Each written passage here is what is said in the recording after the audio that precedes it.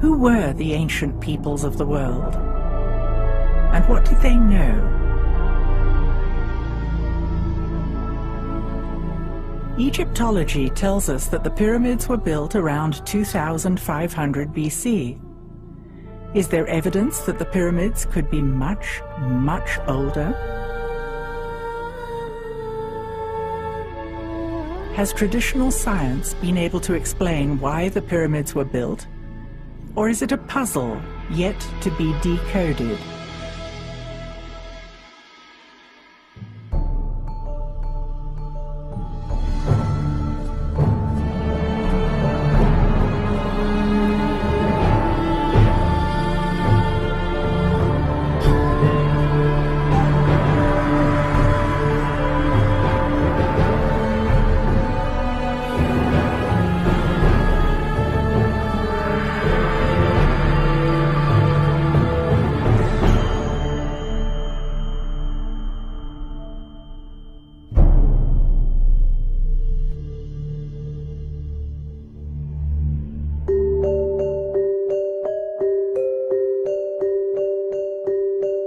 At the geodesic center of the world, at the mouth of the Nile Delta, there are pyramids built by an early civilization clustering at 6 distinct sites.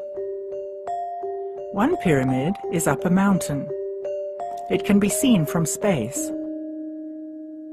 Curiously, the inside is open to the air. What was its function?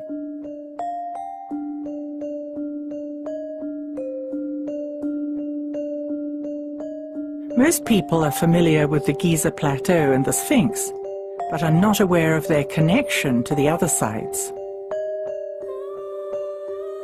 The sites run parallel to the fertile band along the Nile. Some sites are unknown, isolated in the middle of the desert.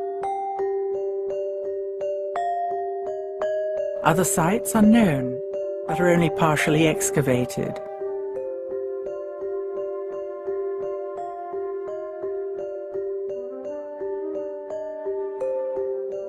The monumental nature of the sites is hypnotic and stimulates our wonder and curiosity.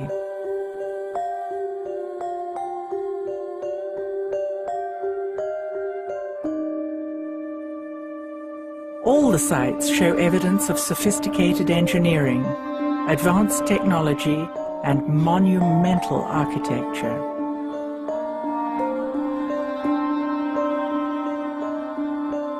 Could the ancients have had an understanding of a superior science? Is it conceivable that there's a correlation between the sky and the ground?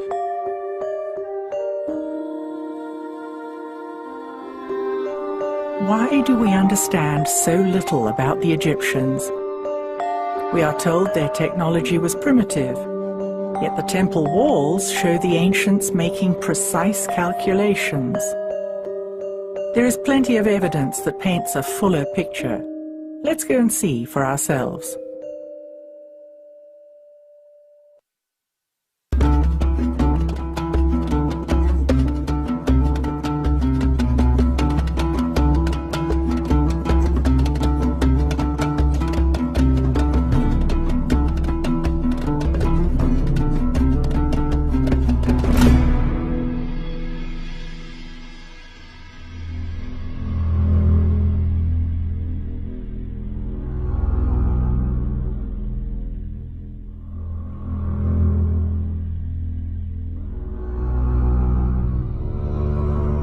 So here we are on location at Abu Raush, which is a fascinating site in that it's up a mountain.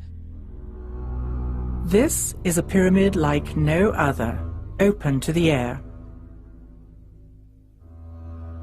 This site really debunks the theory of pulling stones with rope to get them up on top of a pyramid, in that the stone would have to come up a mountain before it went up a pyramid.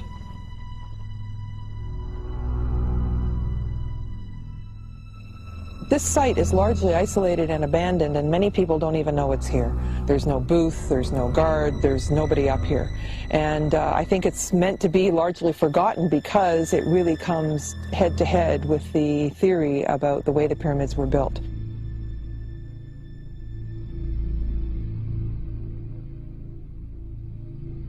When you look around the site, you see evidence of small stones that are newer, medium stones, and then the ancient large stones.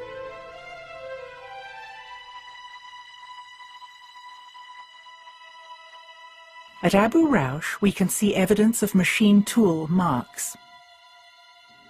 We know the granite came from distant quarries. The polished, concave slabs of stone could not possibly have been made with chisels.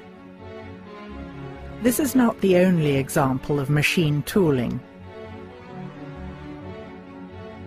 We're now going to go inside the pyramid. We're walking along this ledge.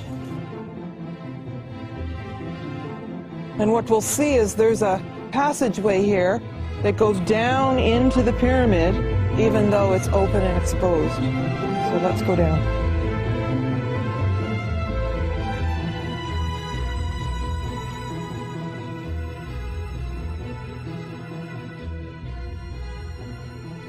If you stand here, all the way through this area, the stone seems to be blackened, and it's evidence of high heat of some kind.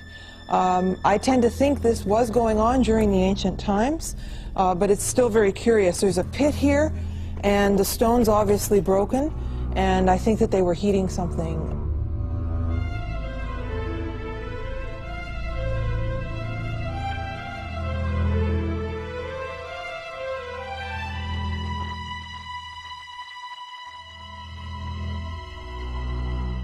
This is the northern point of the Band of Peace. It's the top pyramid in a series of 22 pyramids that go from north to south.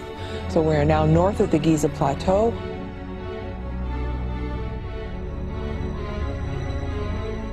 As you can see on this map of the Band of Peace, all these sites trace the shape of the River Nile. A new theory suggests that the Nile once flowed right in front of the pyramids, and the causeways of all the sites touched the river itself. Considering that the Nile is the lifeblood of Egypt, just as rivers all around the world are vital to the cultures living by them, it seems obvious that important sacred structures would be built directly on the river, not 8 miles away from it. How long would it take this river to migrate 8 miles? Looking at geological time provides yet another clue to finding out when these magnificent structures may have been built.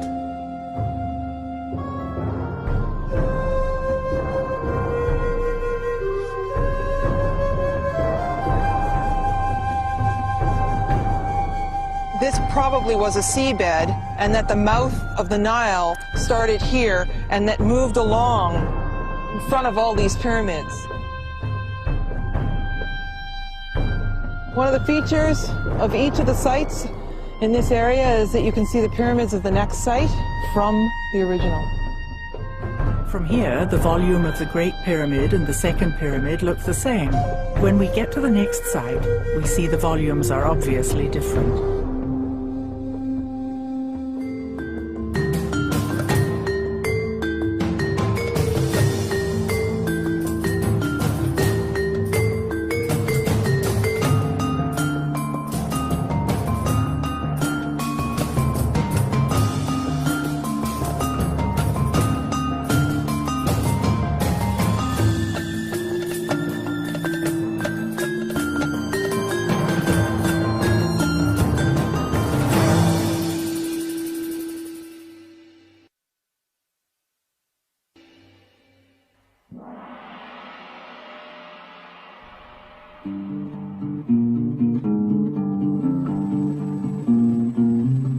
It's hard not to be amazed by the pyramids of the Giza Plateau.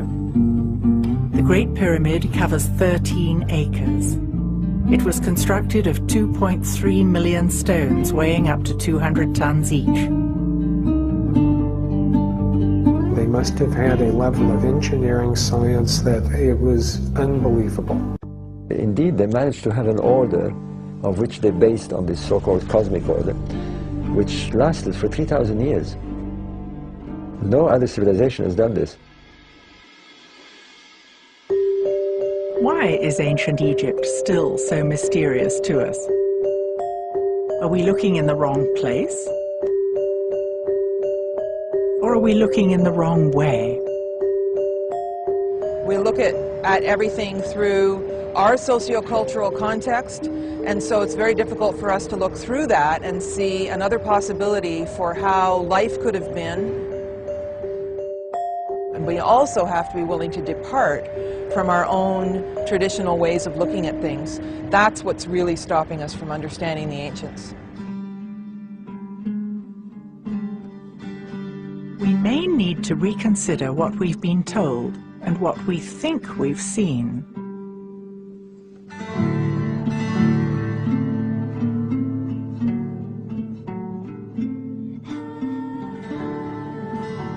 For example, instead of thinking that the Egyptians put the causeway at an angle because the Sphinx was in the way, we could consider another reason. At summer solstice, the sun rises along the causeway in front of the Great Pyramid and moves across the sky, setting between the Second and the Great Pyramid, making it hotter in summer. In the winter, the sun rises in line with the Grand Causeway by the Second Pyramid and sets between the Second and Third Pyramids, making a short trajectory, resulting in cooler weather. It appears that the causeways are deliberately pointing towards the rising sun on the summer and winter solstices. Orthodox Egyptologists insist that the pyramids were tombs. Of all of the wild theories floating around the pyramid, the actual wildest is the one that's accepted without question by all Egyptologists, which is that the pyramids served as tombs. All of those concepts about it being a tomb are nonsense. Of all of the theories for which there's zero evidence, that one has zero squared evidence. In fact, I don't even think there's good evidence that it ever was a tomb for any pharaoh whatsoever. I mean, it's obvious we don't find mummies in the pyramids. There's no question you can bring up that isn't debatable. The Egyptians themselves, in at least one stone tablet and one papyrus, tell the story that ancient Egypt is much, much older than the Egyptologists think it is. Where the Great Pyramid sits, I believe, is on a much more ancient site. Under the Great Pyramid to this day is the descending passage in the subterranean chamber. I think there's very good evidence that that was carved out in what we would call pre-dynastic times. That goes back to a very ancient date. Based on the hieroglyphics that we have, the second pyramid was in many ways regarded as the primary pyramid on the Giza Plateau. Actually, from many angles on the Giza Plateau, the second pyramid is dominant. The structure underneath it, or the base of it, was older than even the Great Pyramid. There was a platform-type structure where the second pyramid is now. You can see from the platform that it's larger than the pyramid, suggesting there was once something else there. Around the base is a ring of granite, red granite, and at least from what I've seen in Egypt, this is something that was often used around the bases or on structures when they were renewing them, they were refurbishing them, they were taking older structures, re-energizing them, rebuilding them. It's demonstrable in that the second pyramid is very definitely built in at least 2 stages, the third built in 2 or more stages. I mean, we really don't at the moment have anything to even provisionally to date them with. With the Sphinx we do. Looking at the weathering on the Sphinx and the Sphinx enclosure, that weathering was clearly formed by runoff from rain, from precipitation.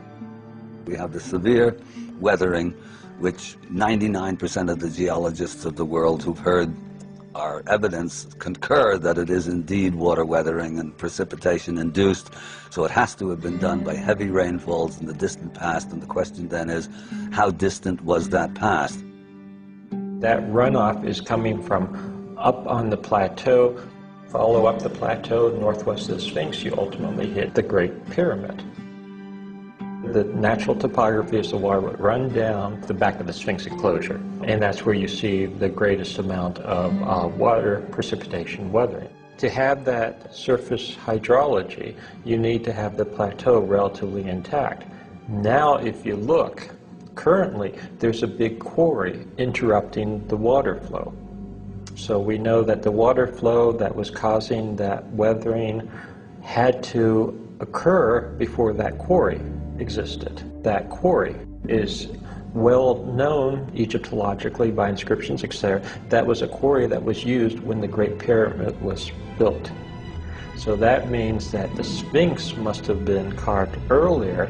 The water was still running down the back of the enclosure wall and causing that weathering before that quarry was a quarry, which means that occurs before the Great Pyramid was built. Basically, we have right there disrupted the traditional chronology.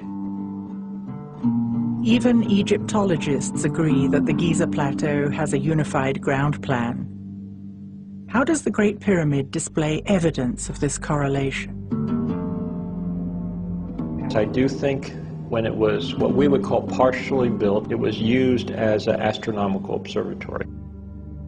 The Grand Gallery, perfectly aligned north-south, opening to the southern sky, would have made a wonderful observational tube, essentially, looking up into the sky. We have shafts pointing to certain stars, Orion's Belt series. We know the stars because they're mentioned in the text. We therefore can use precession astronomy to place the stars back in alignment with these monuments, in this case the pyramids, for example. The Great Pyramid stands exactly at the center of the largest land mass on the planet. Yet, we had no idea of the position of continents until 600 years ago. How could they have known? I've shown that Giza, if interpreted as being Orion's belt counterpart, then the layout of the three pyramids, as they are to the ground meridian, would fit a celestial meridian of these stars at 10,500 BC. They reach the very lowest point in their up and down move. Looking east, you had the Sphinx looking at the constellation of Leo. So you have two major monuments on the same site, looking at constellations that are representative of these features on the ground in the sky. We have evidence that they did it, and the alignments were there. Now, could the pyramid builders have been aware of these alignments? Or why not?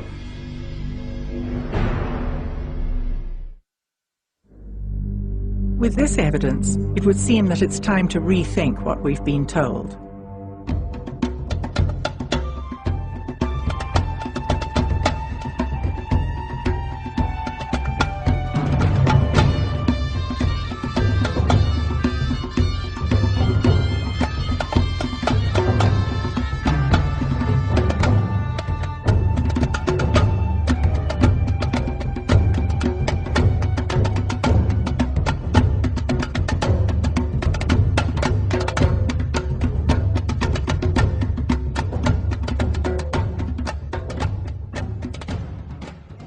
Here we are at Abu Ghurab. You can see that there's no road, no ticket booth, no nothing. This is a very isolated area. And we're going to walk through a mango grove. If you were to get on a camel and ride south from Giza Plateau, you'd come up over the sand dune and see these other pyramids.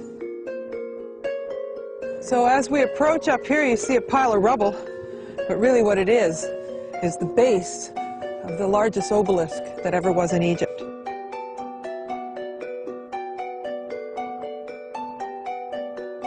Well, here we come up to the platform of the crystal altar.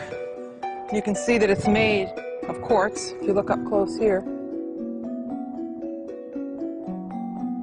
These little bits of crystal are coming right off it. And then We have a laser cut 6-foot circle in the middle, cardinal directions, made out of single solid pieces of quartz. So here we have some stone basins that were found by Sir Walter Emery years and years ago, and the Department of Antiquities lined all these up with the idea of maybe bringing them to the museum, and they really didn't know what to call them or what they were, so they just decided to leave them here, and they've been here ever since. But if you look at the features on these, they're actually made out of quartz crystal. We'll look up close at some of the places, but when there's little fragments that break off, it's actually a hunk of quartz. And there are these little holes inside, and they say that they were for animal sacrifices and the blood would drip through. I don't know. I really don't think that's what happened. No one has ever come up with a theory that satisfies me about what they're for. Is there anyone who knows more about this area?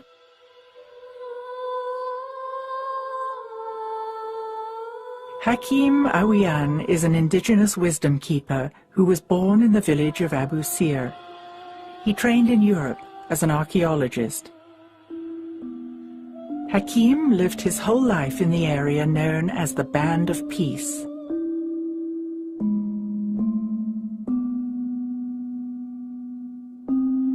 The Giza Plateau was his front yard. 1936-37, the Sphinx then was covered with sand up to the neck, and there was my playing yard. There are tunnels. I used to walk in these tunnels. In water, I used to crawl sometime because it's narrow.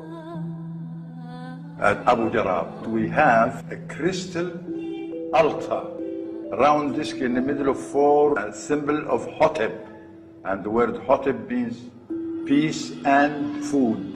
This round disc, it's a lid on a shaft about 180 feet deep to the level of the ocean. And that is still running water in there, and you can feel it while you're in the area. These instruments were not found in a line like you see today, it's 9 of them, but they found around the area. And there is still some more to be found. And then we have oldest obelisk located in Egypt. Next to that altar, what's left of the what you call hieroglyph writing, that is Sufi writing. It has the obelisk and the disk of the sun and words saying the heart of the sun. Ibra.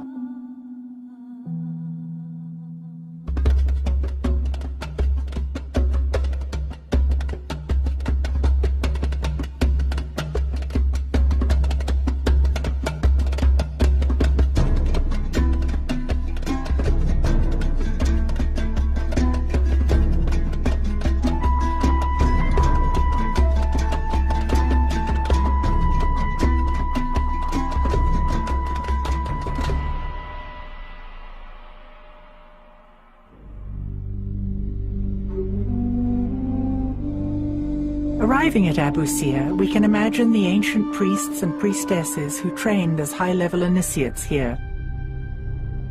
Just as we have monks, nuns, and priests nowadays, the ancients trained initiates in ritual practices that served the highest good of mankind.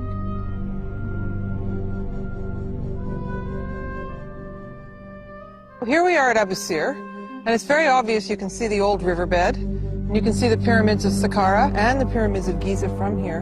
But more importantly, you can see the old causeway, and you can imagine that boats used to come along the river, and then the high-level initiates would just step off the boat and walk up the grand causeway and through the pillars into the temple, which is in front of the main pyramid. Spiritual connections would nourish the initiates, instilling a sense of peace and purpose. These elegant columns are carved from solid granite. There's something about these black floors that you just imagine them being polished, and the beauty in here. Similarly, you can see a beautiful black floor in the temple to the east of the Great Pyramid.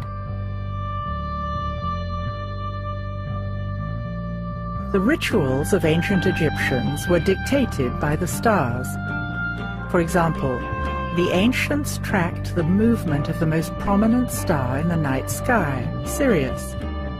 Through watching night after night, season after season, they realized that this star would drop below the horizon and remain out of sight for 70 days each year. Its return was awaited with anticipation because it coincided with the flooding of the Nile. Now, what happens during those 70 days? Well, if you observe the sky, you will notice that the sun reaches a certain point in its apparent cycle along the zodiac. It's somewhere above Orion at the beginning of the 70 days. And it drifts approximately a degree every day towards the constellation of Leo. So the 70 days are bracketed by Leo at a point somewhere above Orion. That point is where the Pleiades are. In the sky it's very clear. I mean, we know what happens during 70 days. Now, assuming on the ground that the three stars are represented by the three pyramids of Giza, and that the temple of Heliopolis represents the constellation of Leo,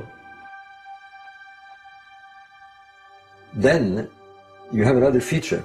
You have the Nile that separates them both. Similarly in the sky, the sun at the beginning of these 70 days is about to cross the Milky Way and head towards Leo. So if you take the three stars of Orion's belt as being the three pyramids, then you have a scale. You know their distance, and therefore you know the stellar scale that you're talking about. And if you use that scale, you work on the same scale, then the position of Abu Sir fits the Pleiades. And surprisingly, there are 6 pyramids there, and there are 6 or 7 stars there, and they seem to be in a cluster. And indeed, the sun's path is just below the Pleiades. It's not through them, just below them. And odd enough, we find the sun temples just below the Abu Sir pyramids. So we've got sun temple to sun temple. I now call it sun stations. It looks like these were the stations that on the ground the solar king performed these 70 days rituals. A bit like the stations of the cross. So you can see them in a much more archaic and grandiose way. The king went along to these stations, if you like, to perform his rituals, his passion.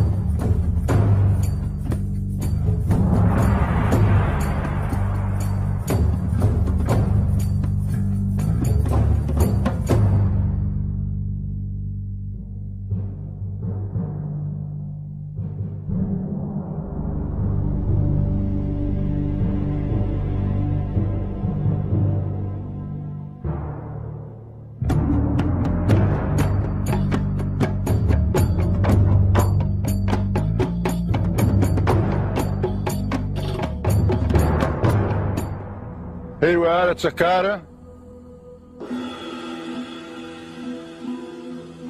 This is the famous step pyramid of Djoser.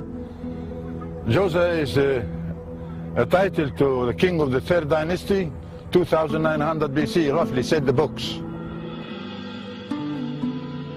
The step pyramid is located in a big courtyard, much older than the pyramid itself. And you can compare yourself with the same eye. You look at the pyramid and you look at the wall, you can see the difference. These chunks of stone in front of Hakim are quartz crystal. Then it reflects the crystal tile on the ground. This is what's left of it. This has been quarried by the natives in the area in the 17th century. We see the remains of a quartz floor at Giza, in the temple to the east of the second pyramid. Now I'm pointing the jade pillar, which is symbolizing one of the ancient gods, Osiris. And jade is the word we still use to address the older people, like grandmother and grandfather, jade.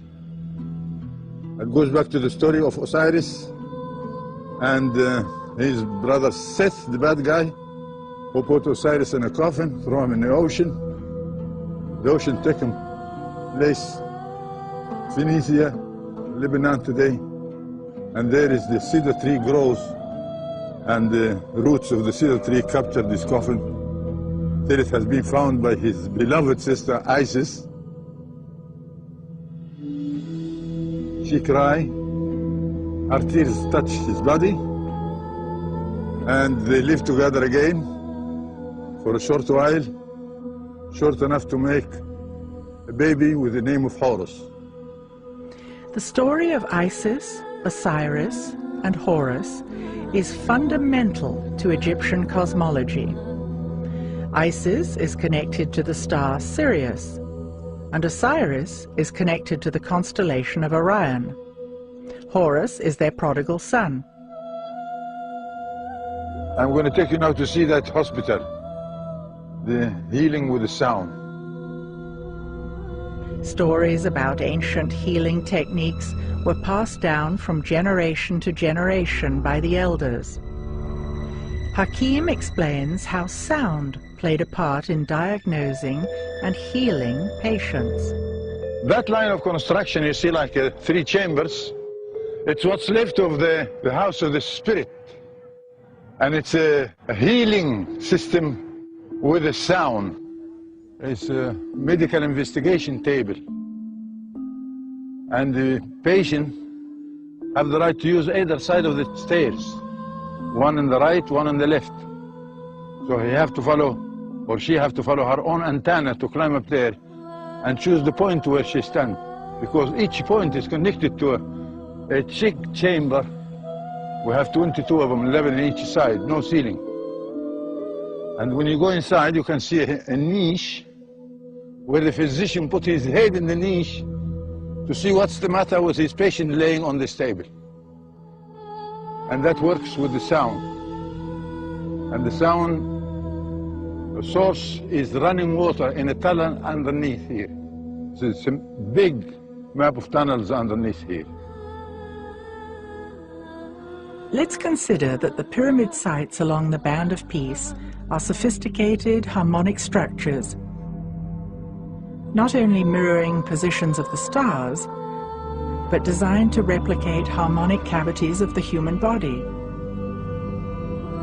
It seems that the chambers in the pyramids are harmonically tuned to a specific frequency or musical tone. Sound healing techniques were used to restore the patient's body to the correct harmonic within. This is the view of Abu Sir to the north of Saqqara, and here is the view of Dashur to the south.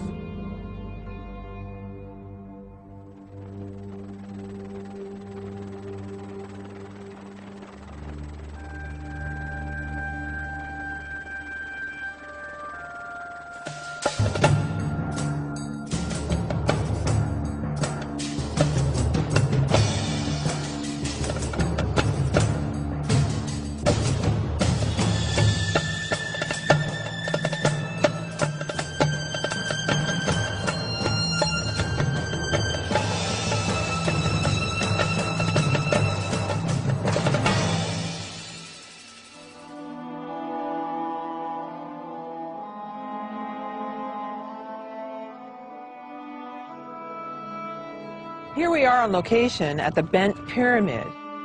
What you'll notice here is that the construction has 2 angles. Traditional Egyptologists will tell you that the Egyptians were practicing building pyramids, and they started building at one angle, then changed their minds partway through. This is the kind of thinking that paints the ancient Egyptians as infantile and misguided. But is there another way of looking at it? We call these constructions at that area in Dashur related to king called Senefru. At Dashur, there are 3 pyramids with 3 burial chambers in each, 9 in total. Traditional Egyptology tells us that the entire site was built by Sneferu. If the established story that the pyramids are tombs is correct, why would Sneferu have needed so many? Sneferu would have had 9 different possibilities and options for where he would have been buried, which again is illogical. So this comes back to the fact that understanding the Egyptians in terms of traditional Egyptology means that they were misguided and illogical. I don't think this was the case. Now, when you come to the word Seneferu, sin means double. Nefer is harmony, so it's double harmony. It's not a name of a person, but it's the energy we get from these constructions. Let's consider that the pyramid sites along the Band of Peace are sophisticated harmonic structures.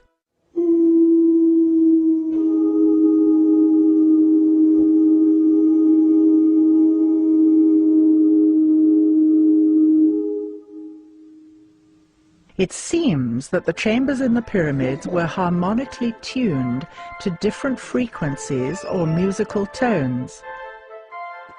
The big pyramid, it has 2 chambers for 2 different sounds. Each chamber in each pyramid, then, could be exemplifying sound technology with distinct tones, creating huge fields of harmonic resonance.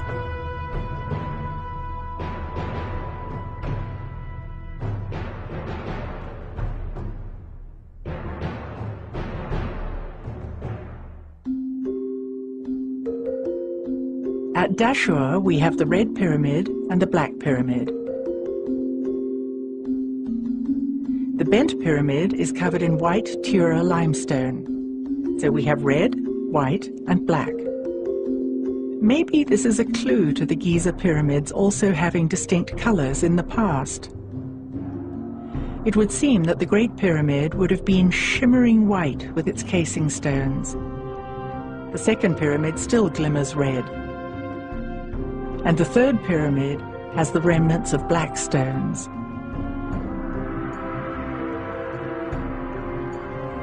This is the old riverbed where the Nile flowed in times past. Here is the Black Pyramid. Egyptologists say the pyramid builders were experimenting and they miscalculated, so the pyramid broke apart. Could there be a different explanation? Another pyramid with similar construction, 100 kilometers south of the Band of Peace, is known as the Maidum Pyramid.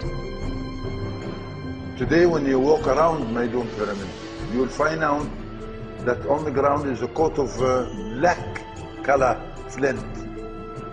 And the evidence is this.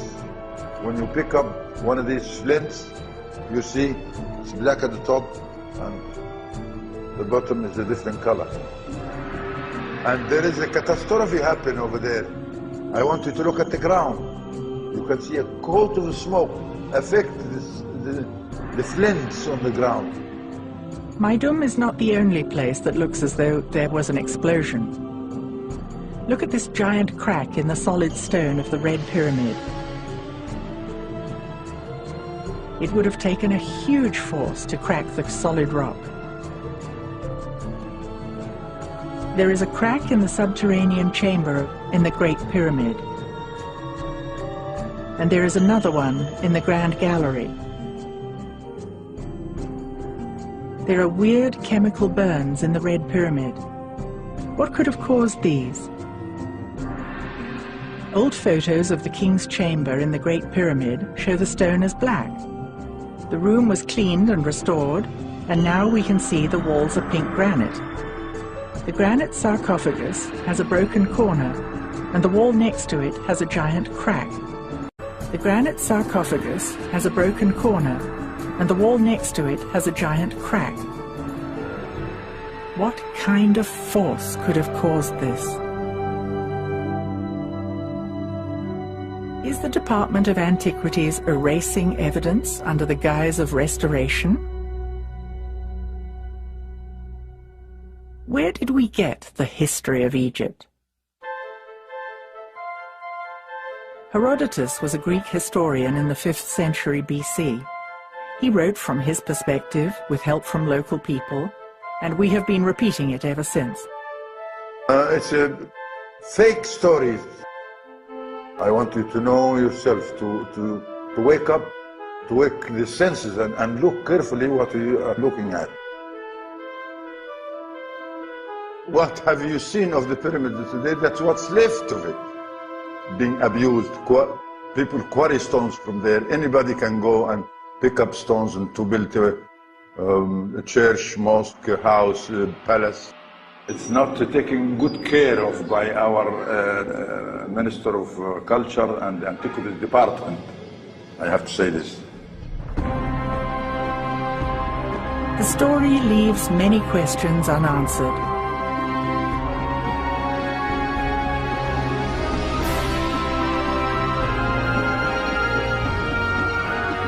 Maybe it is time we use the evidence to reconsider what we've been told.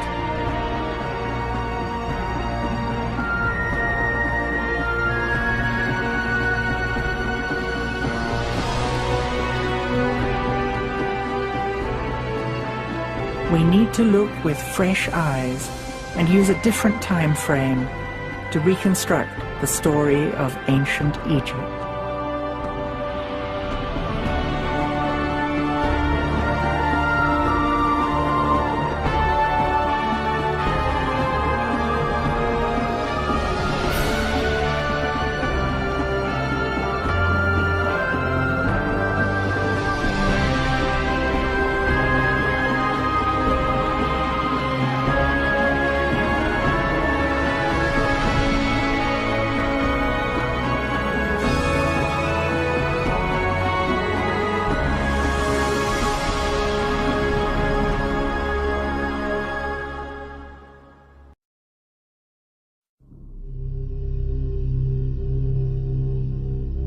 We are accustomed to our own technology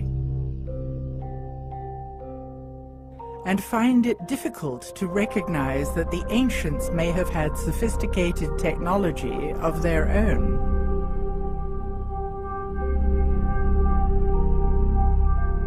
Since the technology of the ancients is not obvious to us, are we looking in the wrong place?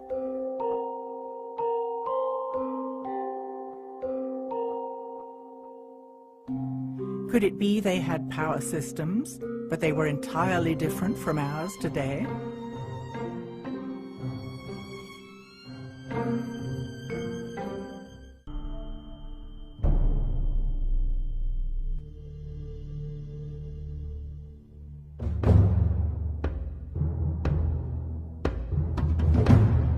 Looking at the architecture of structures from ancient Egypt stimulates a sense of wonder. Clearly, Egyptian monuments rival the grandeur of our most modern buildings today.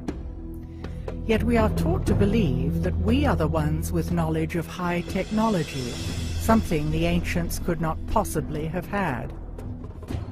As long as we think that the ancients weren't able to use high technology, then we're not looking for it. And yet, the evidence is right in front of our eyes. We find megalithic sites everywhere around the world. So there's certain things in common that they all seem to know, and we don't know it. Yeah, a lot of people are trying to figure out why mankind built these structures out of these huge megalithic stones. We don't even know how to move 200, 300-ton stones very well today, let alone 4,000 or 5,000 years ago. It started looking at megalithic structures from an electromagnetic point of view. And sure enough, I began to find that there were these energies there present in measurable forces.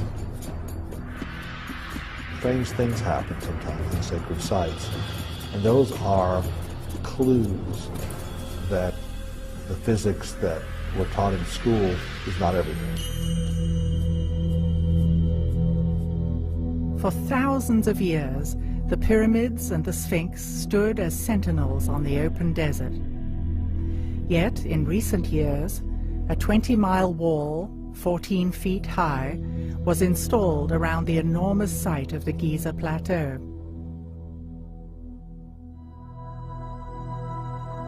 There are about 100 armed guards patrolling the pyramids at night. Applications for investigative academic research, while entertained initially, are almost all routinely refused. Unlike in times past, tourists are now being restricted from taking photographs in the Egyptian Museum. The monuments of Egypt are World Heritage Sites. Why is access and legitimate scientific research being systematically restricted? Much of ancient Egypt remains undiscovered.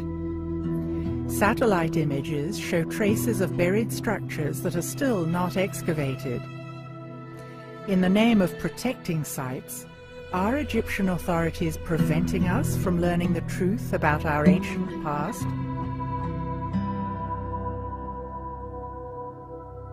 Despite strict regulations on what kind of research is allowed, there is still an extraordinary amount of evidence that shows that the ancient Egyptians had knowledge that has been lost. We don't have the technology to build the pyramids now. Not even close. We're not the most evolved we've ever been. And that is one of the blinders that has stopped us from imagining that the ancients could have been far smarter than us. Hakim Awian was raised by indigenous elders who lived in the area of the Band of Peace. Having preserved the ancient Suf language, stories were passed down generation after generation. Fragments of knowledge from the ancient past were thus preserved. If my colleague, the scholar, who learned to say that the Egyptians have a piece of rope put around a block of stone, at least 60-ton weight, and pulled and pushed by animals and run on wooden blocks. This is what the scholars are saying. We may never be exactly sure how the pyramids were built. Yet we can begin to reconstruct our understanding of the culture living in the Golden Age and their values. Traditional Egyptology insists that the pyramids were built by slaves to feed the egos of kings. Does this fit with our emerging construct of Egypt in a golden age? There is no slavery. All workers are willingly pyramids builder. This is a qualified people of architecture, engineers, and they deal with all the power, like cutting stones, transfer it, and use it. And that is clear, and not only in the pyramids, and in the temple walls, and many places you can see that clearly. There are clues throughout Egypt that point to knowledge of high technology. A fascinating thing occurred when a chunk of stone recently fell off a lintel at Abydos Temple, and controversial images resembling a helicopter and other advanced-looking vehicles were revealed under the stone. It would seem that the images were covered in the distant past when things were changing politically in Egypt. Nowadays, Egyptian tour guides are explicitly instructed not to point these out to tourists. The Egyptological explanation is that it is multiple hieroglyphs overlapping from distant kings' inscriptions. But, like many things in Egypt, the explanation is still debatable.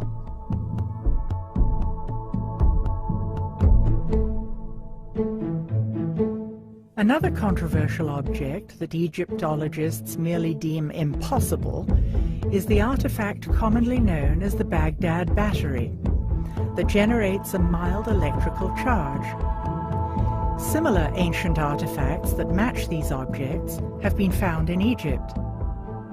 We can't say for certain, but it would appear that the Egyptians documented the existence of these artifacts as well. Recreations of these objects have been made and have successfully created electric current. Also noteworthy are strange representations of objects that resemble light bulbs, found in the crypts at Dendera. There was no natural light inside these underground crypts, but we see no soot from torches or oil lamps, the only lights we know the ancients used. Could the ancient Egyptians have had their own source of electrical power? If nothing else, the ancients had to cut, move, and lift massive stone blocks that would challenge our engineers today. What was their secret? We automatically assume that ancient structures are for ceremonial and religious purposes. Maybe the pyramids served a completely different function than previously imagined. There's been lots of speculation about what the pyramids were actually built for. The most accepted notion is that they were tombs.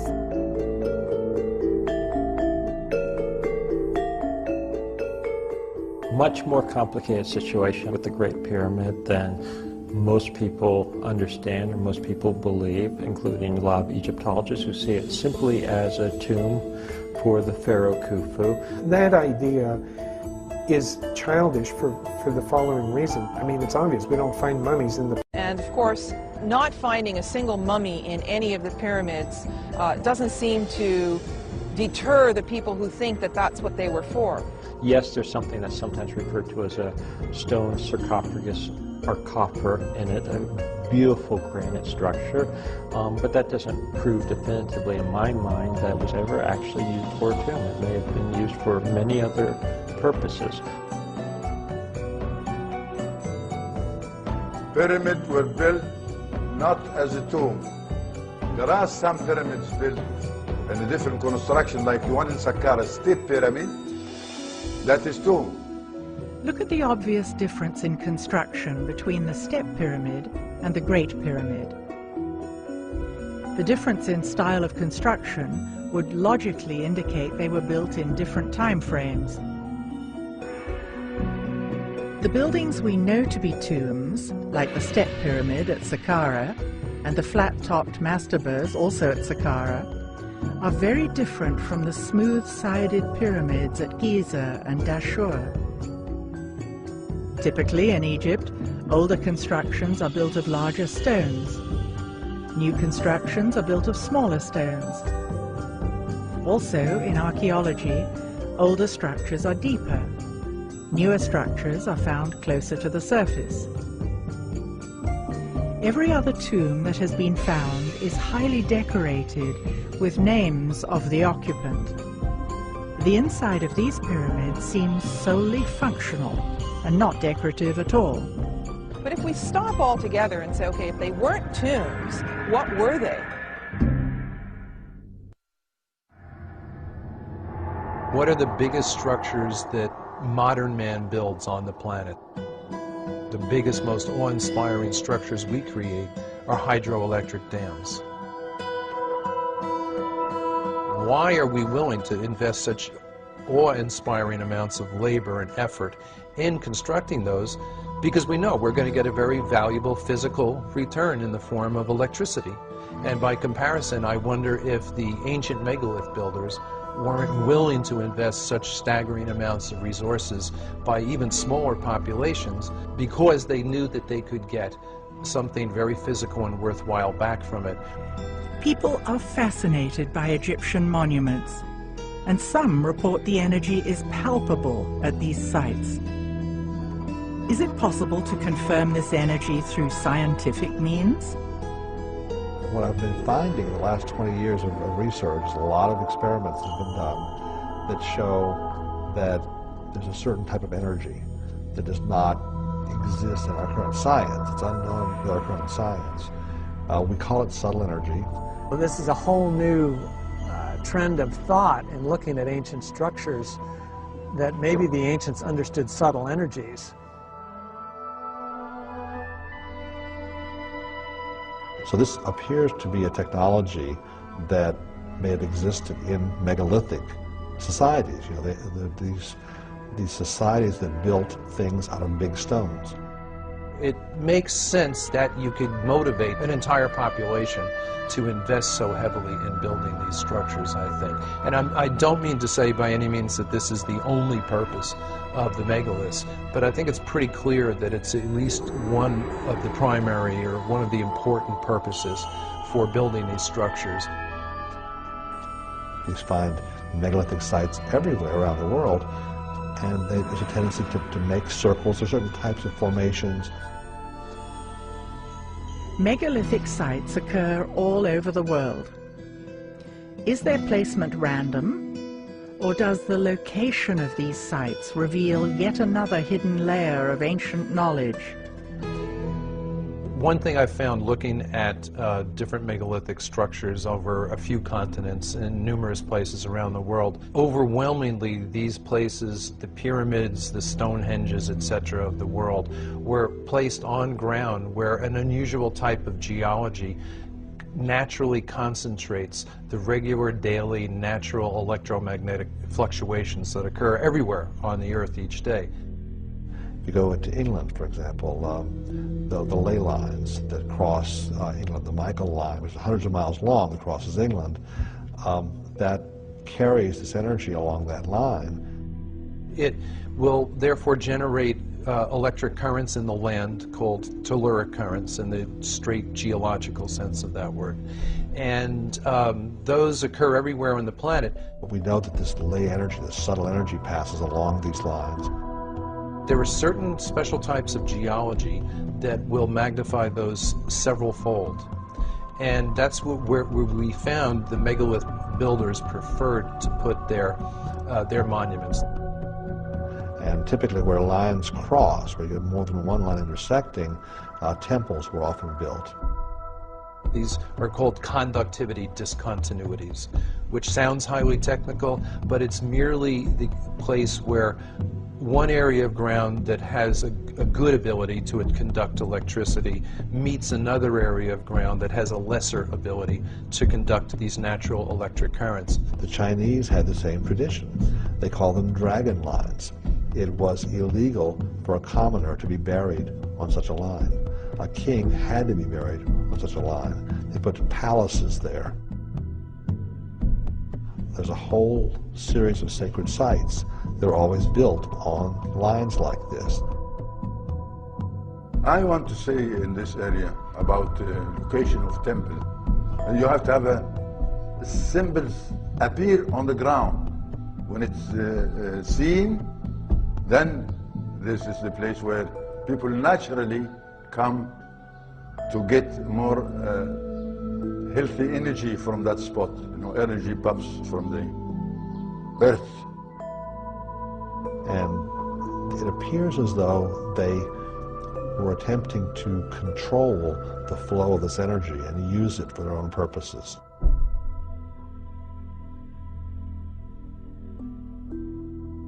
The key hours, unfortunately, are the pre-dawn hours. If you really want to study this, you've got to get up at 3 and get out there very fast. That's because the energy that's involved in these sites, that's really fueling most of it, originates with the daily changes in the Earth's geomagnetic field. It's strongest during the day, weakest at night. And in the hours leading up to dawn, the weaker field lines now come roaring back to closer to full strength very quick. It's the most dramatic time in terms of change of magnetic strength per hour. It's the most dramatic time of the day. And wherever you have a changing magnetic field occurring, you are generating electric current in anything present that will conduct electricity. It's a simple principle of physics known as induction, and it's a universal. Normally, in everyday life, we don't ever see large concentrations of this energy. Normally, it'll show up at, say, mountaintops, at sacred sites. You'll feel a certain calm, a certain peace. Sometimes people in those places report mystical experiences. They'll see into some other dimension, okay? They'll see into some other time. The Chinese have known about this for a long time, and they call it qi. The Hindus, in their ancient texts, call it prana. And the yogis, that maintain a very ancient tradition, use it. It affects a variety of different processes. Electricity and magnetism has a strong effect on that. So it modifies all the other laws of physics. When you look back on how sacred sites were chosen and buildings like the pyramids were constructed, the suspicion arises that they understood quite a bit more about this stuff than we do, and they may have been using it in their engineering. Then the megalith builders designed these structures and then built them in such a way as to further concentrate those energies. So they definitely seem to have known what they were doing. We are not used to things built out of stone being high technology. It is clear that several different kinds of stone from a variety of sources were used to construct Egyptian monuments.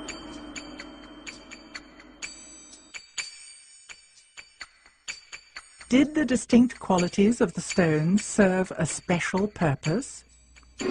What I do find fascinating is that the core of the pyramids, at least at Giza, are made out of one type of limestone. Now, it is the limestone that was closest, but it also happens to be the type that's called dolomite because it's got a high magnesium content. And the whiter Tura limestone, which, granted, it's whiter and it's prettier and all that, but it also has almost zero magnesium content. And therefore it's a much poorer conductor of electricity. It's closer to a pure calcium carbonate, which is what all limestone is. And pure calcium carbonate conducts electricity much more poorly than dolomite does.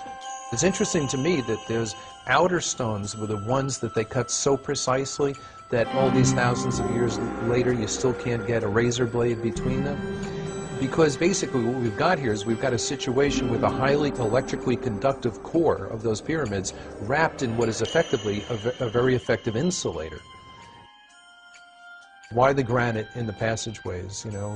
And so, of course, I'm thinking from an electrical point of view and a physical point of view. Is there anything special about granite? And yeah, there is. Granite is slightly radioactive, and it will ionize or electrify the air. It releases radon gas, which is radioactive. Granite is a transmission stone. It's not dead stone, it's alive. So you have these sealed shafts with granite linings, and I wonder if it wasn't designed to keep an electrical charge present in those shafts. They were built exactly like, if you will, an insulated wire, only more so because you've got all the charge in the ground that's spread across the base, concentrated all the way up into this tiny spot at the top.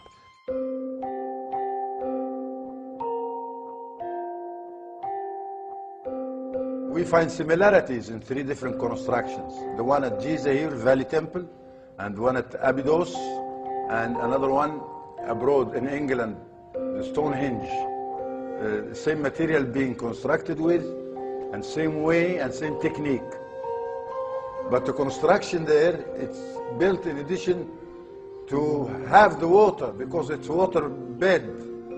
It's a huge water bed, and it's still working, still producing water.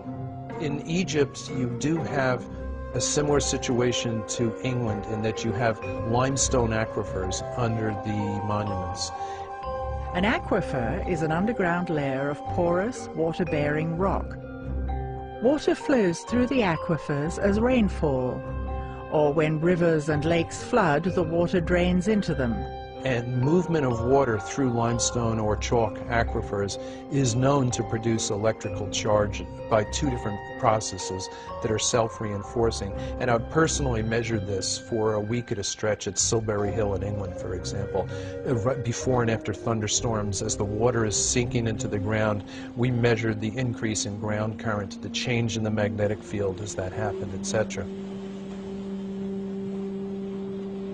And in Egypt, you had the Nile crashing, dropping every year and then flooding again. And that movement of water up and down through the layers of limestone would generate electrical charge. Flowing water generates at least a mild electrical charge, which means it generates an electric current, which means it generates a magnetic field as well.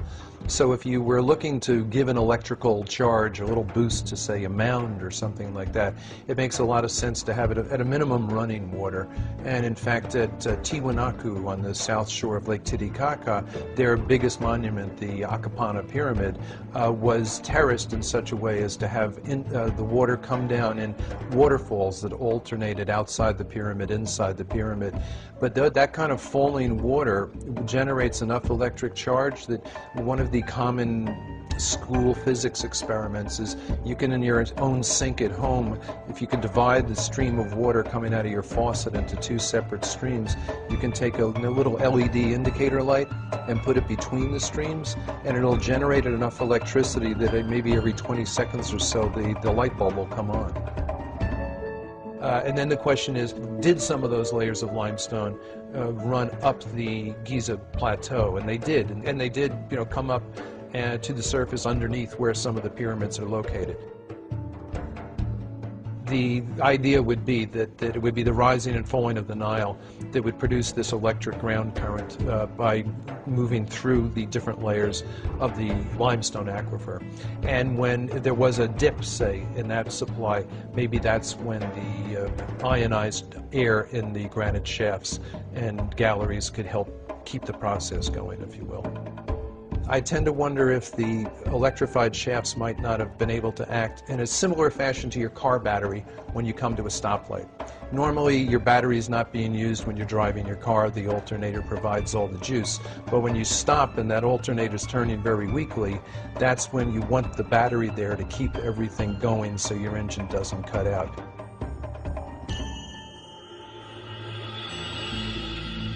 So you've got this concentration of negative charge from the ground at the peak of the pyramid or mound, and a concentration of positive charge above it. And if those two become strong enough, you can start to get brush discharge, which would mean it would glow, like ball lightning, for example.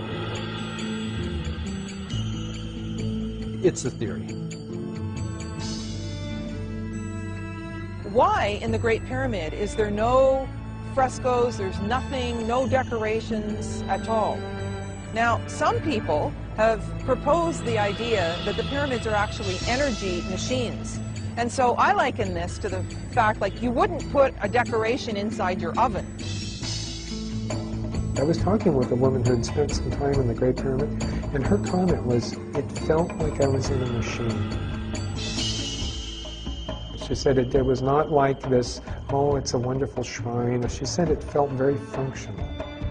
In fact, she made a comment that I actually think is probably right on. She said, I felt as if I wouldn't have wanted to be in here when it was running.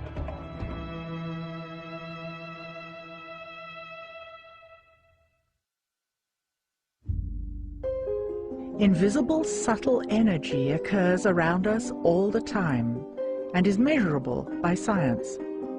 We had noticed a lot of people showing us photographs from megalithic sites that disproportionately often seem to have these balls of light in there, usually flash photos. Orbs are often written off as dust or other particles in the air, but that does not change the fact that they seem to occur more often in particular places at particular times. At Tikal, at the top of the most energetic pyramid that we found down there, We took a lot of flash photos during the course of our 8-hour stakeouts, which would run from roughly 3 a.m. till 11 a.m. And on the pyramids that were electrically dead, that had no juice, nothing going on, which were the big fancy ones, but the most recently built ones, we would take photos and find out eventually when they were developed, no orbs, no glowing balls of light. But on the oldest pyramid down there, where we did work and got all kinds of results, that was 1,200 years older than the big fancier ones. In that case, the photography we got back from our own simple flash cameras, they were literally choking the screen with these balls at the period at which the air had its highest in electrical charge. And on the strongest day down there, I was recording electrical charge higher than I've recorded even in thunderstorms back home. We don't know what orbs are, but our personal guess is that they're balls of ionized or electrified air that will tend to hang together. A good analogy would be ball lightning, where it's simply so electrified that the molecules are excited enough to glow. Other evidence shows that there is energy occurring naturally everywhere on the planet that our science knows about but seems to ignore. Nikola Tesla sought to provide the world with free wireless electricity for everybody on Earth. He discovered that electricity occurred naturally throughout the Earth's atmosphere and ground. The telluric currents in the ground that John Burke discussed, and the electricity present in the ionosphere in the atmosphere, which is ionized by the sun. He also created and developed ways to harness those energies. Tesla, who teach Nikola Tesla to get to that power of electricity? And he didn't invent it, it's already there, but he know how to use it. And not only that, he did not take an advantage like Mr. Edison. Tesla wanted to harness the natural energy that exists everywhere on Earth and make it free to the public. Edison endeavored to produce and distribute electricity by creating a regulated monopoly for profit.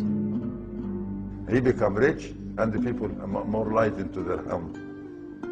Yeah, so Nikola Tesla, he's the one think of how to use this energy.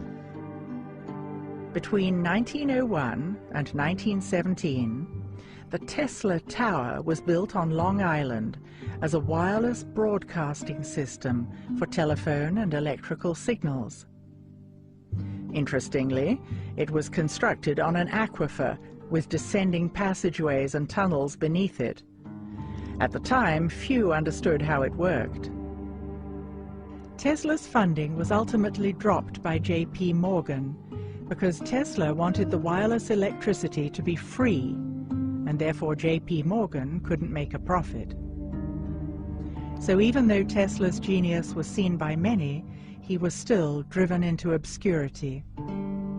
The energy to create free wireless energy has always existed on our planet, and still exists today. And it's not only energy on our planet, there's plenty. Rivers are flow by energy.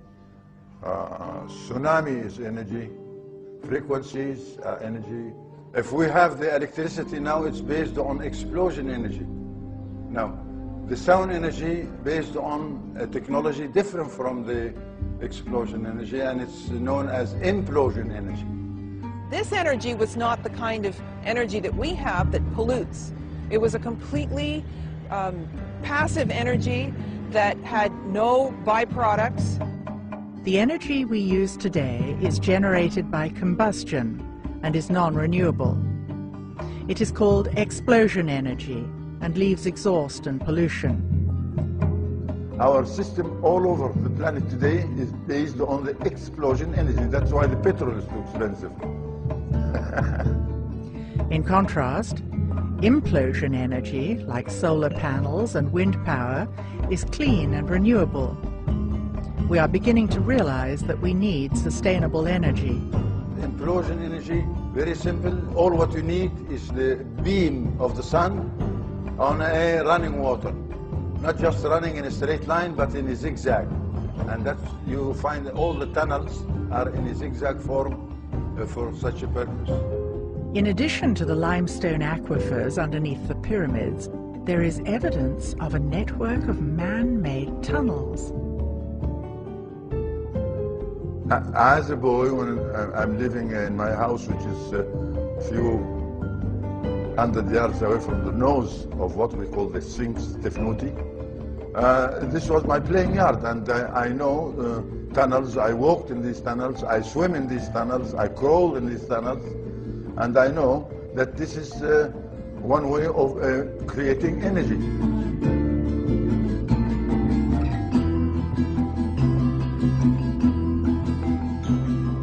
Now this is cost nothing. I mean, all what you need is a beam of the sun reaching the running water underneath the tunnel, and you can see that there are many openers in each tunnel permit this sun beam reach the water. And when it does, then the energy is there. Energy is not just to run your car, or it's run the people, feed the people.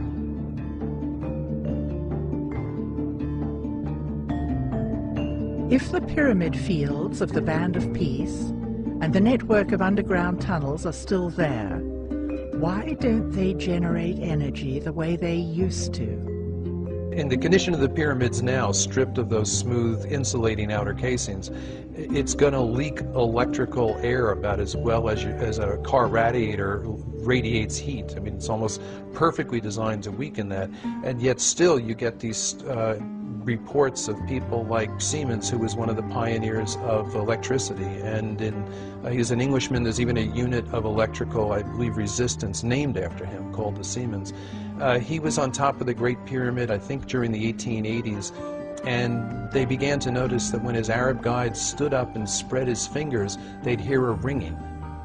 And when he closed them, you wouldn't. And he stood up, and he could sense the literal electricity in the air. And on the spot, he improvised an instant Leyden jar, which is one of the earliest things they used to use to store electric charge. And he did it by opening a wine bottle, wetting some newspaper, wrapping the wet newspaper around the glass wine bottle, and holding the wine bottle up above his head until sparks started to issue from the wine bottle. And at that point, his Arab guides started accusing him of things like witchcraft. They got into a physical struggle, and he accidentally touched one of the guides with the charged wine bottle, and it knocked the man to the ground and unconscious for a short period, after which they took off down the pyramid. But there was, in other words, a professional scientist familiar with electricity in its rudimentary but accurate forms, sensing exactly that, even in this ruined condition that the pyramid's in today. Yeah.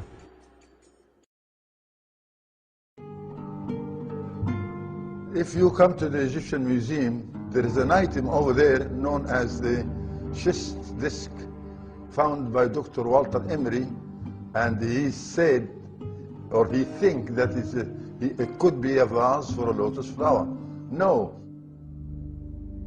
The schist disc was found at Saqqara in a burial chamber that no one is allowed to visit. Other goods found in the chamber were simple ropes, pottery, and grains.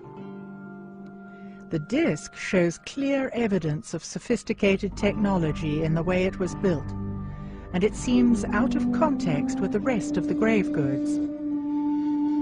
Is this the original context for this artifact? Or is it possible that it has had a long journey over the last several millennia, and this just happened to be its final resting place? Look at this hollow stone tube. It looks as though the schist disc could fit over it. It would take sophisticated instruments to shape the tube so precisely. How did they do it?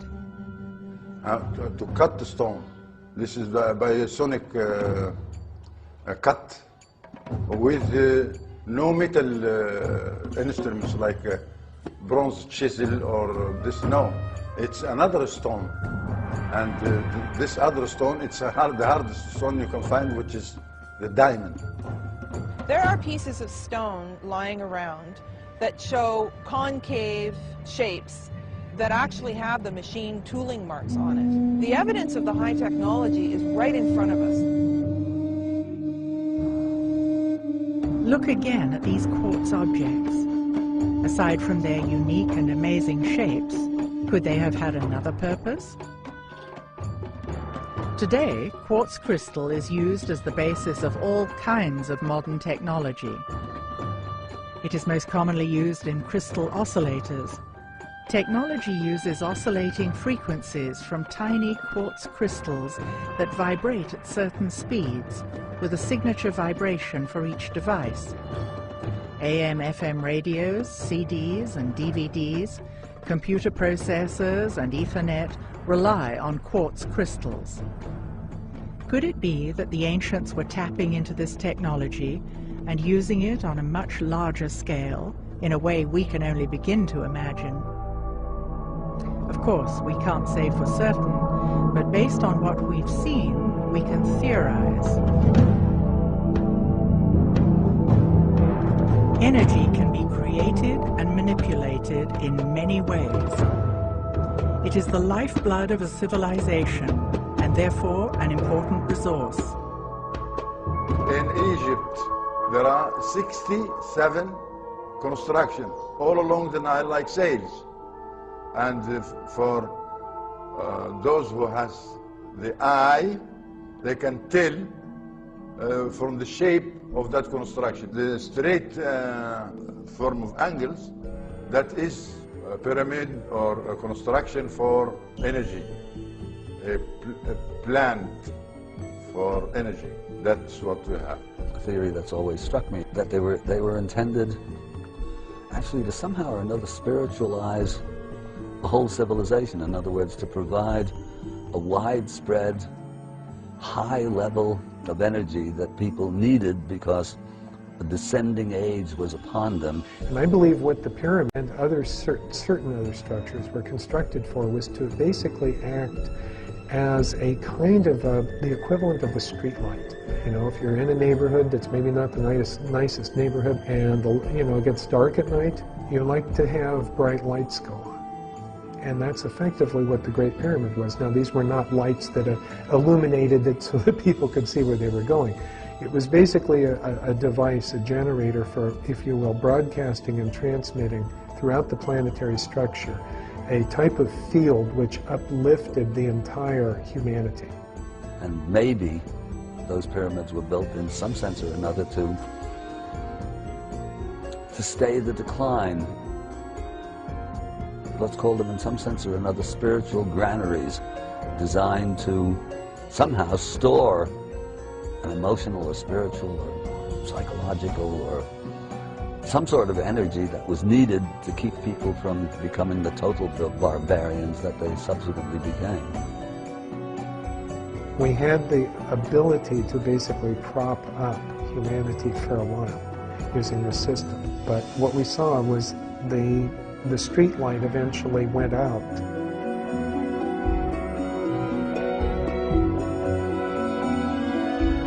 The original knowledge got lost, and the later builders were building them out of ego. They were monuments to the king, if you will, but they were no longer engines that could help feed their people. Catastrophes around the world damaged, or if you will, decommissioned some of these sites. So some of them went offline, just like a power plant going offline. I tend to wonder if the few people who knew the secrets to the energy connection with those pyramids didn't die off. If it was a thin chain of, for example, a shaman to his apprentice, and if the wrong people get killed at the right time, that chain is broken, that knowledge gets lost. As long as we think we are more advanced than we've ever been, we are blind to technology based on subtle energies. It's not fair also. It's not fair to deny what you can see and touch by your own hand. This is all needed, a technique, and we have that technique still. but nobody wants to listen.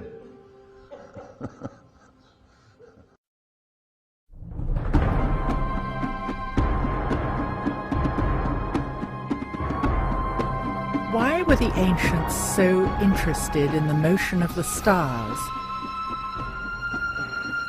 Why was cosmology sacred to the ancients? Pondering the history of ancient Egypt, we typically think of the mysteries of the pyramids and the grandeur of the temples. But where did it all start? Do we know how long ago the ancients began tracking the stars? Could there be lost worlds buried beneath the sands?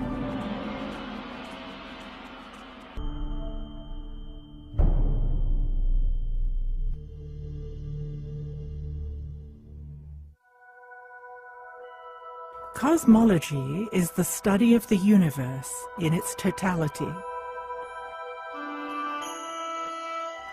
We think of cosmology as science, whereas the Egyptians considered it sacred. There's one thing we know about ancient Egypt for certainty, is that they observed the star Sirius. And we are sure when they speak of that star. Everything that comes out of the ancient world has to have a spiritual and metaphysical base. The ancients, and the ancient Egyptians in particular, but probably ancient civilizations more generally, saw themselves, humanity, us, as tied in with the bigger environment, the cosmos, the bigger picture. They built monuments and they aligned them. But what for? And do their belief systems have validity today?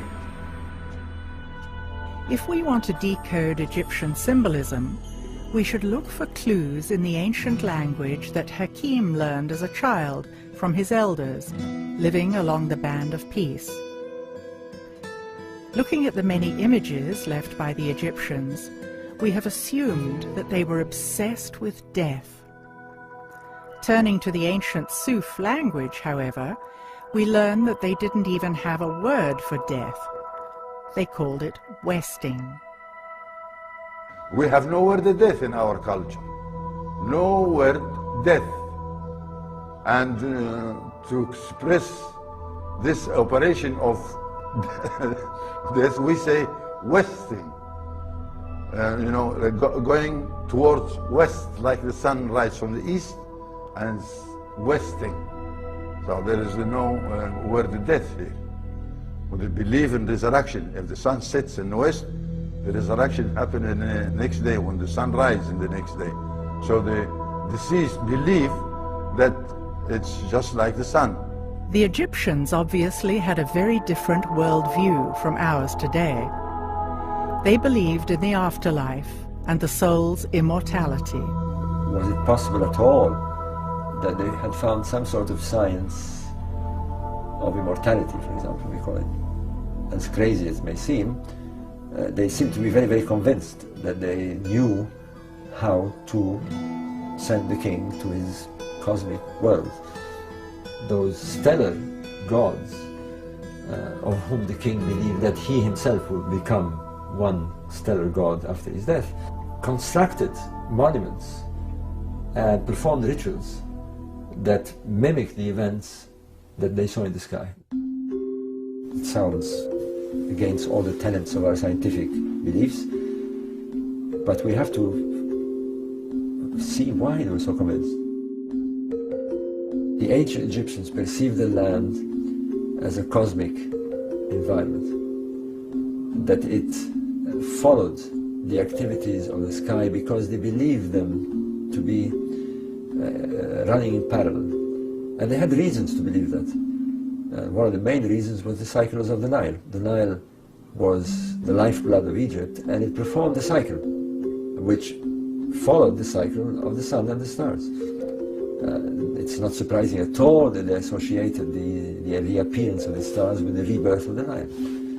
Essentially, the star religion, if you like, boiled down to one important aspect, that it somehow could help the king become a spiritual being and return to the cosmic world in a specific place with Orion and so forth. How they thought they were going to do it is by looking very, very carefully at what happened to the stars. And the stars perform an annual cycle, but those of Sirius and Orion give us a curious cycle in that they disappear, or they appear to disappear. But if you watch a star over the course of the year, you'll find that there comes a time when it is very low in the west at time of sunset. So the sun sets, and as it gets dark, the star appears just for a few seconds over the west. If you come the next day, you will not see that star. And for 70 days or so, the star has gone. It seems to have gone under the earth. But after those 70 days, it appears by this time at dawn, rising just before the sun, which we call the heliacal rising, whereas the Egyptians call it the rebirth of the star. So in their mind, something happened. In their mind, the star went in the underworld, stayed in the underworld for 70 days, and then by magic popped up again, was reborn again in the east. That's the pyramid text. The pyramid texts mimic this site. At the ancient site of Saqqara, we find the pyramid texts, the oldest known religious texts in the world. Covering the inner walls of these small pyramids are thousands of hieroglyphs showing knowledge of celestial mechanics and cycles of time.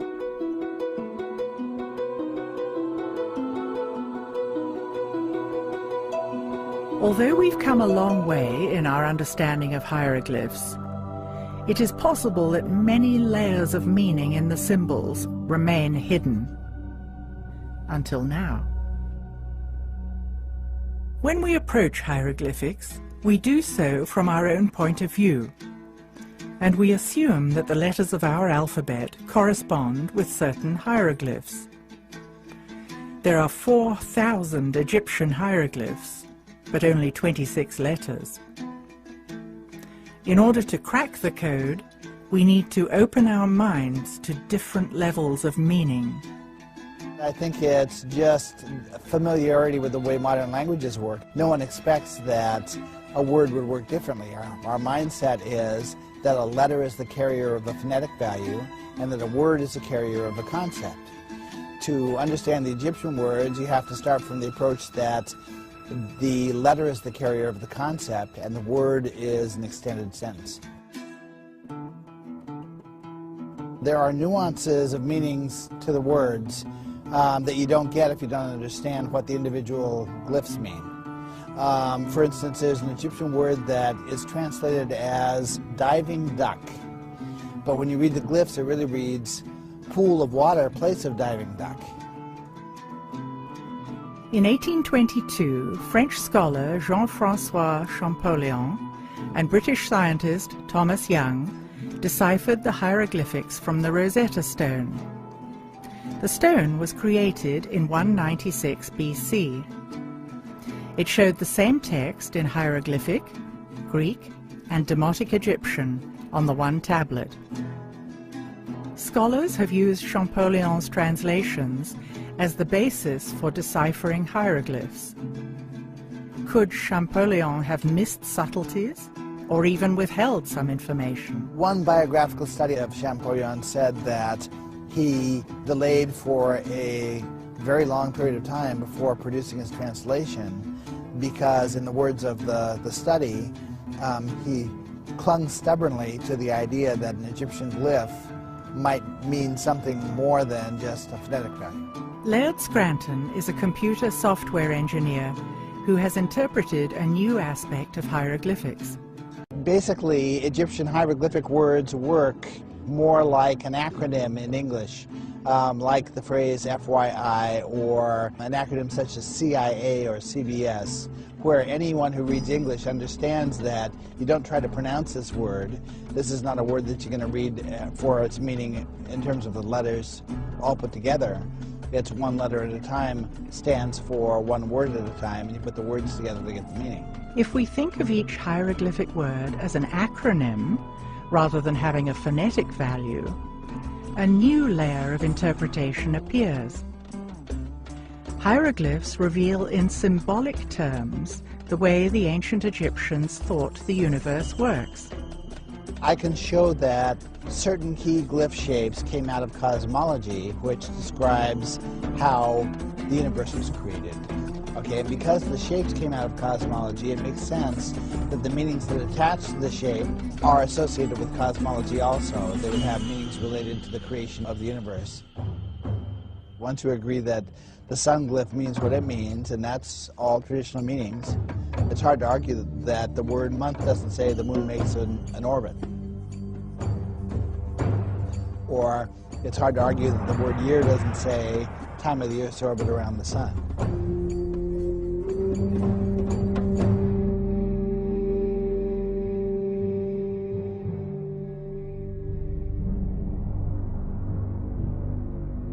The ancient Egyptians were almost obsessive keepers of records. And one thing that they observed most was the celestial objects. We'd expect them to pay attention and record. Now, how far back? That's a big question. Well, we now have some sites that go at least 6,000 to 7,000 years before. There's a megalithic site that has been found in the early 70s, but not understood until lately, that has astronomical alignments. And strangely, the astronomical alignments that it has are precisely the ones you find in the Pyramid Age. So Orion, Sirius, the summer solstice, they're all there. It's no more theory. We have evidence that they did it. For decades, author Robert Bauval has been studying the alignment of Egyptian monuments to key stars. Muhammad, shukran. We've come here, and what we're trying to do is get to the Nabtaplan. The most important thing is we get there. Yeah. He is now planning an expedition across the desert to a site called Nabta Playa, 100 kilometers west of the Nile and 30 kilometers north of the Sudanese border. It is the location of Egypt's oldest astronomical measuring device. And when we're there, how do you know we're there? It's all desert. Yes, it's desert. Every place here in Western Desert, I know it. If you can, we're going to need a GPS. Yeah. If you can get one. Yes, I have one. Okay, that makes me feel a lot happier. The team finds out that permits from Cairo have been delayed. Now we wait. You tell us we wait for the answer from Cairo. And so in the meanwhile, let's go and see the sites. Let's go and see some of the temples here. Yeah? Okay. Let's do it.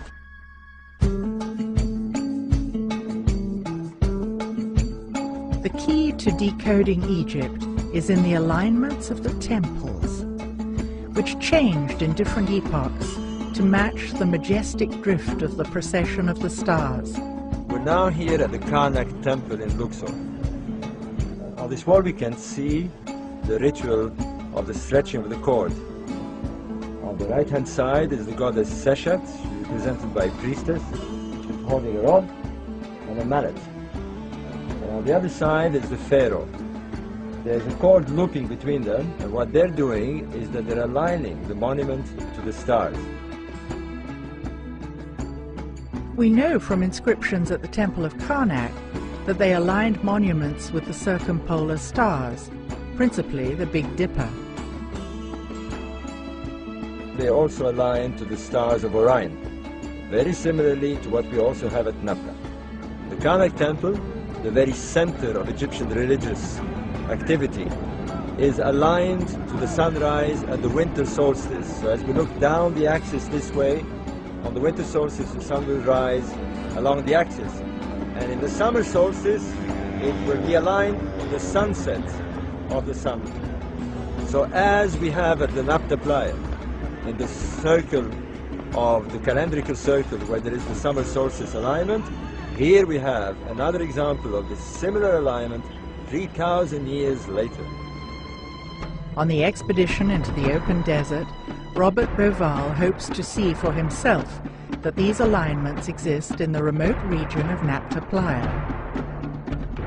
The team prepares by mapping a route they will access via GPS. Jeeps are equipped with supplies for the dangerous journey.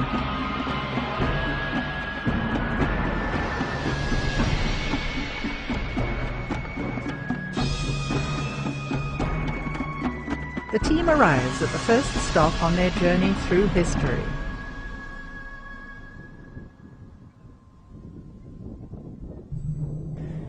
In the heart of the El Khaga oasis lies a Christian settlement dating back to the 3rd century AD. Original paint graces the ceiling of the chapel, telling the stories of Adam and Eve. What is important here is that at Nabta we have a settlement that is 6,000 BC at least. And here we have a settlement, a Roman settlement, which is of the 1st, 2nd century. Surely the people here were aware of some sort of origins in the desert. They must have moved around here. They're only 300 kilometers away. And this is the big work that anthropologists have to get into, cultural anthropologists, people who understand how to look for clues within a lost culture. We're looking for a lost culture that could be the origins of our civilization. That's what we're talking about here.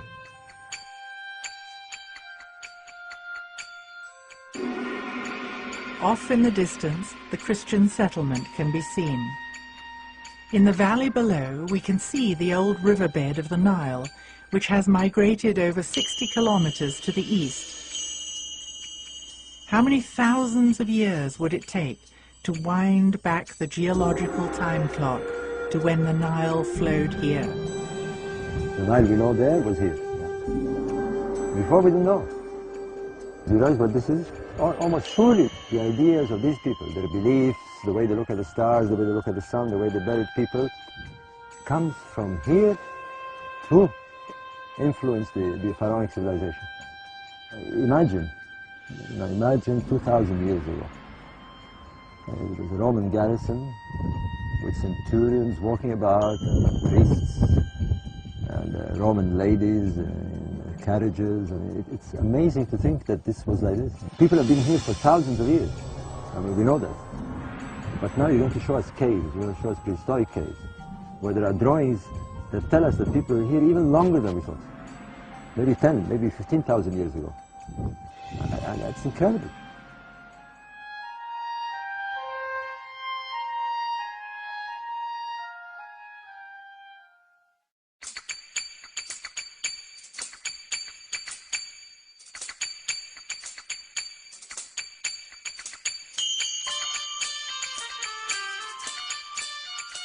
Now we're on a 30, 40 meter high dune, right in the middle of the path of the road.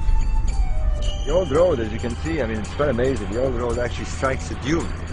This is a new dune. It's been formed, well, in the last 30 years or so. And it shows you how the sand moves fast. The team tests the jeeps in the open desert by heading off to an ancient desert monastery.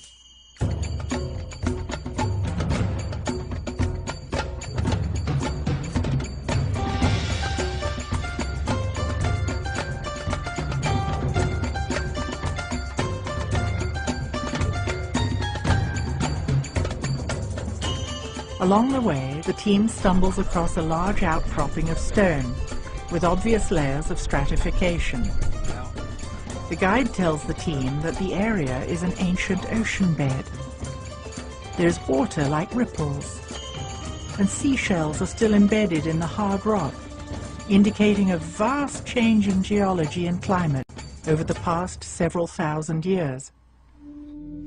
It's probably petrified timber, this on a much later period, but you can see the shells here. The shell is encrusted. They're millions of years old. We're walking on terrain that is millions of years old.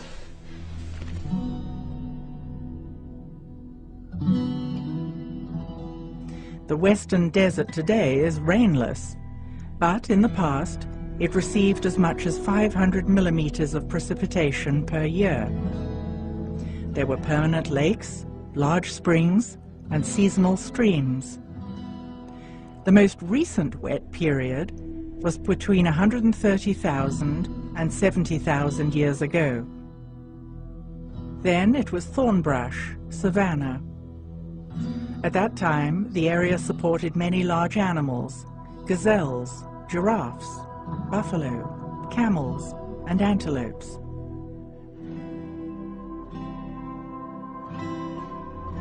After that period, it was hyper-arid until 12 or 13,000 BC. Before 12,000 years ago, the summer tropical monsoons reached southern Egypt. Precipitation was limited and fell mostly during the summer months. It was sufficient to support small animals and cattle. The small animals could live off the dew. The climate resulted in highly mobile human populations. There are ancient cave paintings in a remote location that may provide clues to human settlements from the distant past. Is this crucial evidence being protected by Egyptian authorities? It's terrible. Terrible. It's priceless. Priceless prehistoric evidence. Look here. Look here. What's this, a dog or a gazelle? A man. You see the man here? He's wearing pharaonic clothes. It's terrible. With scribbles all over. I mean, the evidence that we're looking for is being destroyed by irresponsible people coming here. The site is unprotected, and the irony is that people who are responsible are prevented from coming here and driven crazy with licenses and papers. Look here. Oh, there's a beautiful Hatorian cow. Look at this. I mean, this is an artist. This is not a primitive carver.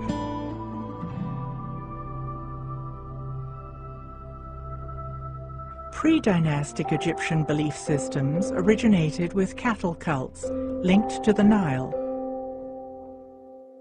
A cow was seen as the mother of the sun. Cattle were deified and were considered earthly representatives of the gods. An enduring ideology with Hathor as the center figure. Images of bulls were shown with depictions of stars, and this dates to before pre-dynastic Egypt. Cattle pastoralists were in the Sahara several thousand years before pre-dynastic Egypt. Gilf Kabir, which means large plateau, is another large ceremonial center a further 600 kilometers west, near the borders of Libya, the Sudan, and Egypt. The Cave of the Swimmers, made famous by the movie The English Patient, is located here. Prehistoric rock art shows people and their cattle. Since Gilf Kabir is 600 kilometers away, it seems as though cattle cults were prevalent throughout North Africa in ancient times. Could this be another clue that the nomadic tribes were connected? Could they have influenced the ancient Egyptians? Arriving at the monastery, we can see it has never been accessible by road. Once occupied by Christians, it lies upon an ancient camel trail 40 days from its closest neighboring site.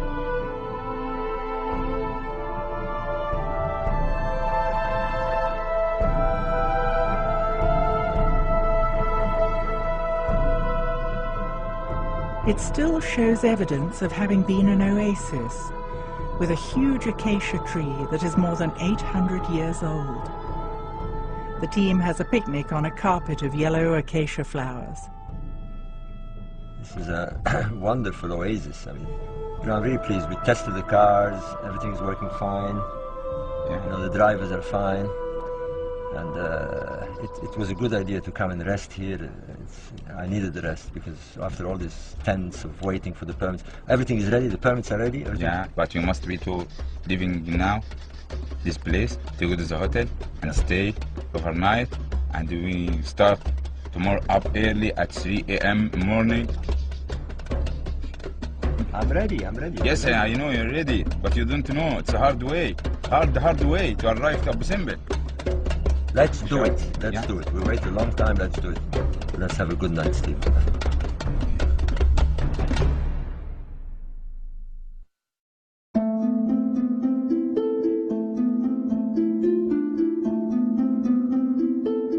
The team gets an early start, armed with long-awaited permits granted by the Supreme Council of Antiquities and the Egyptian army.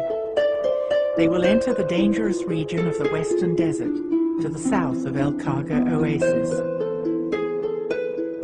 Well, after days of waiting and of uncertainty, we're finally on the road. We've got the permit and we're ready to go out in the desert to Nabta.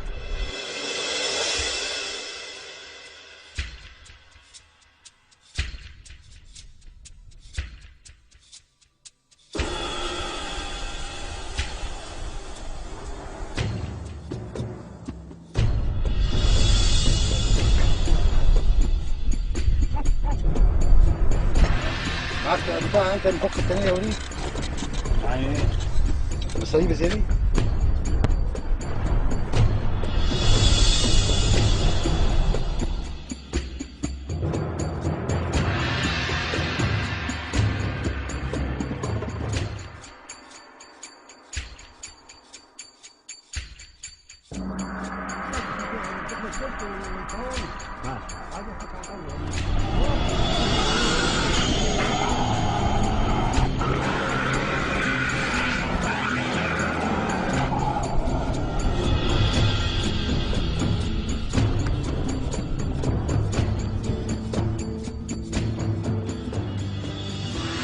After driving south for hours along an old road covered by occasional sand dunes, there is nervousness in the air.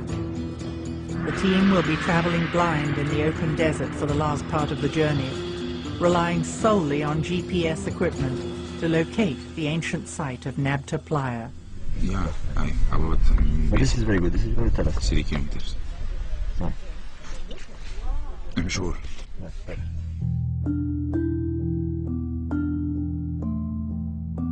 What clues will be uncovered at Nabta Playa? How have these influences drifted across the African continent? More than 3,000 kilometers further west, in Mali, there is a living culture with a surprisingly similar worldview to that of the ancient Egyptians. The Dogon live in Mali, largely in isolation. Studies of the Dogon culture mirror the ideology of the ancient Egyptians with uncanny precision. I realized through my Dogon studies that there were relationships between Dogon words and Egyptian words, and I noticed that Dogon drawings turned up as glyphs in those Egyptian words. Laird Scranton's radical reinterpretation of Egyptian hieroglyphs came directly from his studies of Dogon cosmological symbols. Their priests use cosmological drawings, symbols they have used for thousands of years. While it is impossible to ask the ancient Egyptians to explain their beliefs, Dogon priests can explain their cosmology and how their symbols are written and pronounced. The Dogon lay things out in such detail that it's like having the teacher's copy of the manual of the book, you know, you're studying, with the answers to the questions written down in the back. You can go to a Dogon priest, or you can go to the anthropological studies that were taken in relation to the Dogon priests, and they flat out tell you what their symbol means and what they're, what they're trying to talk about.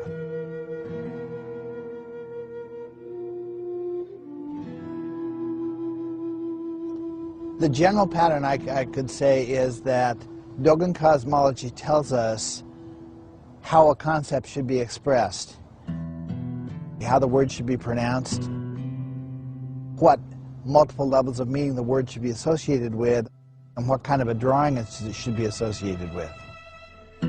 That predicts for us what we ought to find in Egypt. And so when I go to Egyptian studies, I look at the Egyptian Hieroglyphic Dictionary or go to a book about Egyptian cosmology, sure enough, I find the same word expressing the same meanings, written with the same drawing or the same drawn character, and I say I've got a match. How is it possible that the Dogon culture in present-day Mali is connected to the ancient Egyptians? What is the link? The Dogon seem to have come out of a class of priests who had very specialized knowledge and who, for one reason or another, were not happy with the way things were going in Egypt and deliberately left. I would say that sounds like it's true. I can't prove it's true, but it doesn't contradict anything I know. The fact that there's a match between the Dogon drawing and the Egyptian glyph in the context of the same word, pronounced the same way, with carrying the same meanings, is just another level of validation that I'm on the right track, that these words really do correspond to each other. Using this new interpretation of hieroglyphic, what can we learn about the ancient Egyptian view of sacred cosmology?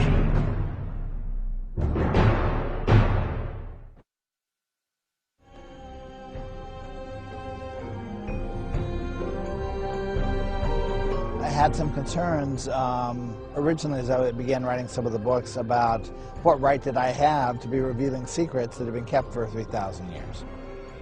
But when I realized that the cosmology is about science, it's about the creation of matter and things like that, and I realized how close our science is right now to being caught up with what the cosmology, the ancient cosmology, seemed to know, I realized that if anybody's going to get any benefit out of it at all, that it has to come out now. You can't wait any longer. We're only about 50 years away from discovering all the things that I found in the Dogon and Egyptian cosmology.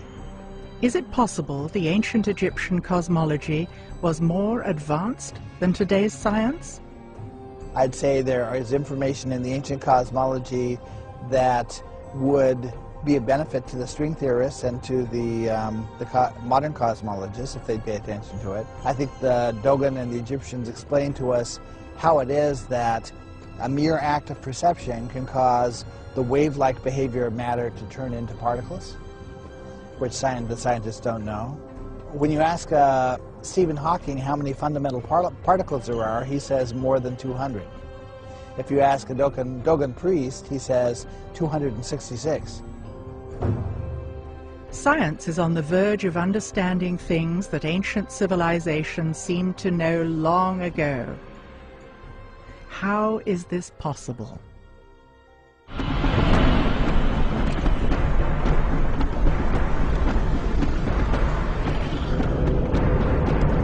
Very, very close.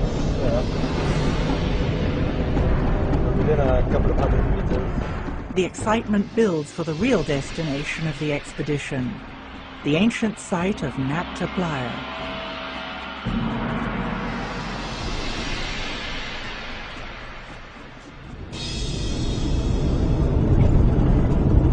Is that it? Yeah.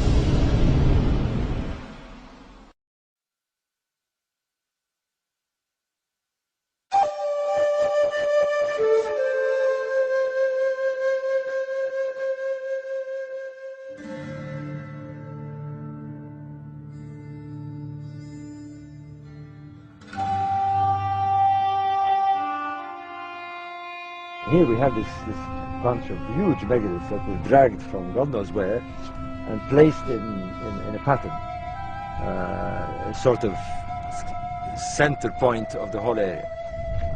It's essential that we do not disturb the stones, we don't touch anything, we just look at them. Because the alignments are there and they've been there for thousands of years, undisturbed, and we can use them to date this place. A group of archaeologists led by Fred Wendorf, called the Combined Prehistoric Expedition, by chance found some pottery shards at Nabta Playa.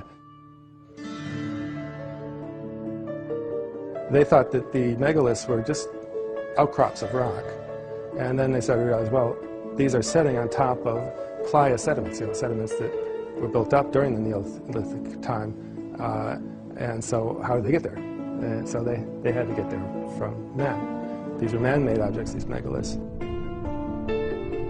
One of the possible links to Egypt before the pharaohs is that Nabta Playa became climatically hyper-arid like it is today around 3800 BC. It has not been lived at or used since. It has been assumed by historians that Egypt borrowed its complex society from Mesopotamia. However, it is now generally recognized that a process of social complexity is not diffused from one location to another, but rather develops locally.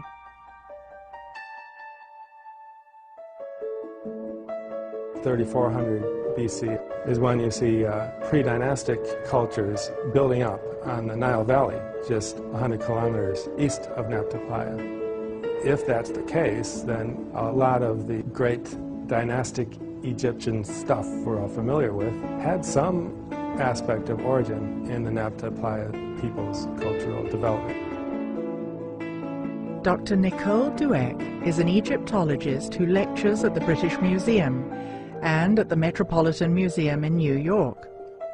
By strange coincidence, she happened to be at Nabta Playa on the same day as our team.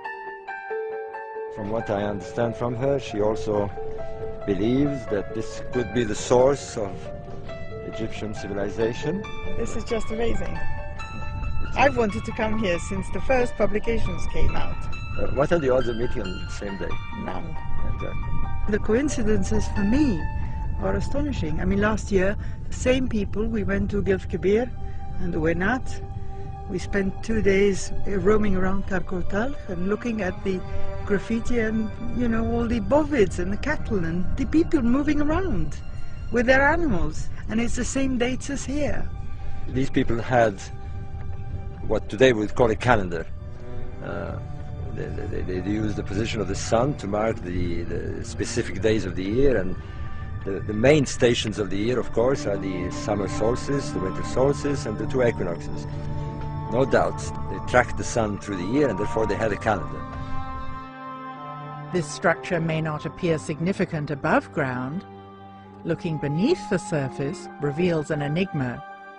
These complex structures are the most enigmatic remaining aspects of Nabta Playa. When they excavated the central one, the largest one, underneath the surface, down in the playa sediments, the playa sediments were about 10 feet deep.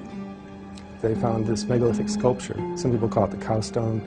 It has perhaps a vague resemblance to a cow, but it also seems maybe to have an astronomical meaning because it's in this astronomical complex. And then underneath the sculpted stone, on the bedrock, underneath all the sediments that were laid down earlier, they found another sculpture, sculpted out of the living bedrock, and so like the Sphinx is sculpted out of the bedrock. The bedrock sculpture was carved, and sediment filled it in over thousands of years. Then the cow stone was carved and placed there, and then sediment filled it in again. We are looking at 3 subsurface layers of sediment. This is a clue to the extreme age of Nabta Playa.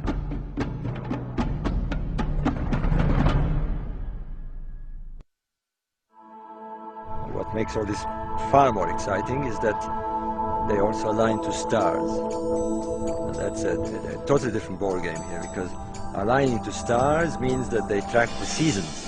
The climatic conditions were very important to them.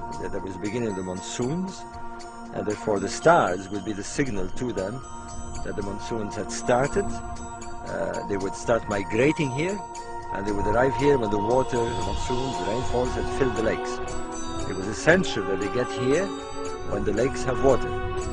It would have been a fatal mistake had they come here 20 or 30 days before the event. The complex radiates 3 series of lines, east, and a series of lines north.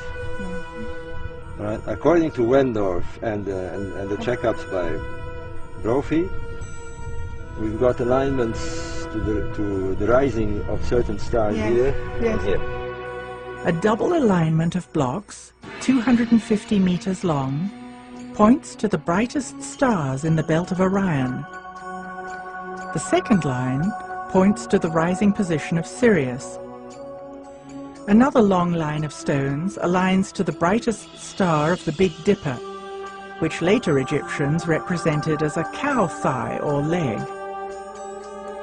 The stelae face the circumpolar region of the heavens, which the pyramid text describe as a place where the stars never die.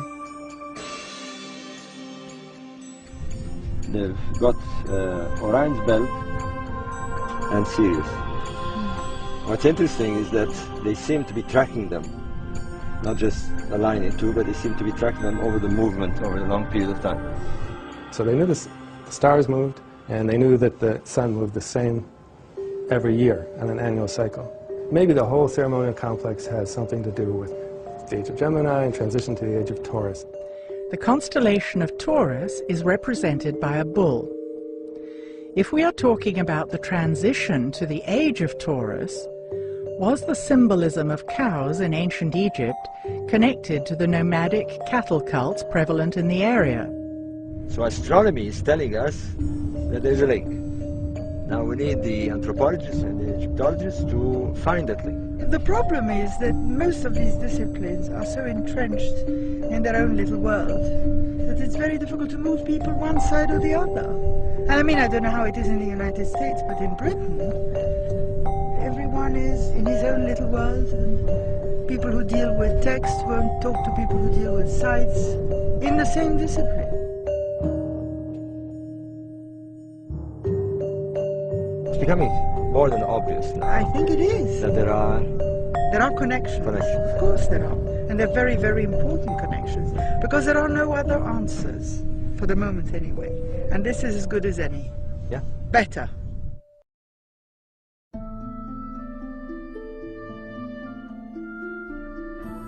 The sheer beauty and sophistication of Egyptian artifacts entrances us.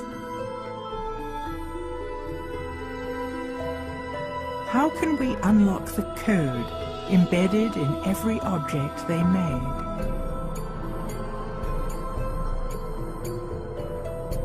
How does the symbolism in Egyptian art illuminate their cultural values?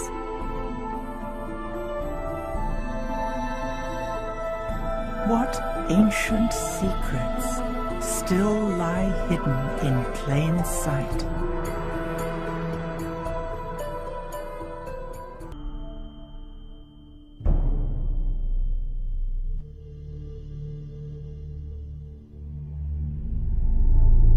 Our understanding of ancient Egyptian culture is limited. Looking at the artifacts left behind by the ancients, it is obvious that they had different values, customs, and beliefs from ours today. History books are filled with stories of war, invasion of territories, and patriarchal ways of being and thinking. Yet it seems that ancient Egypt enjoyed long periods of peace and prosperity, and a profound connection with nature and spirit. Is there a way to understand the shift? So what we refer to as history that began some 6,000 years ago is really the advent of a different style of social organization that's typified by hierarchies of dominance, warring deities, warring mythologies, and control systems.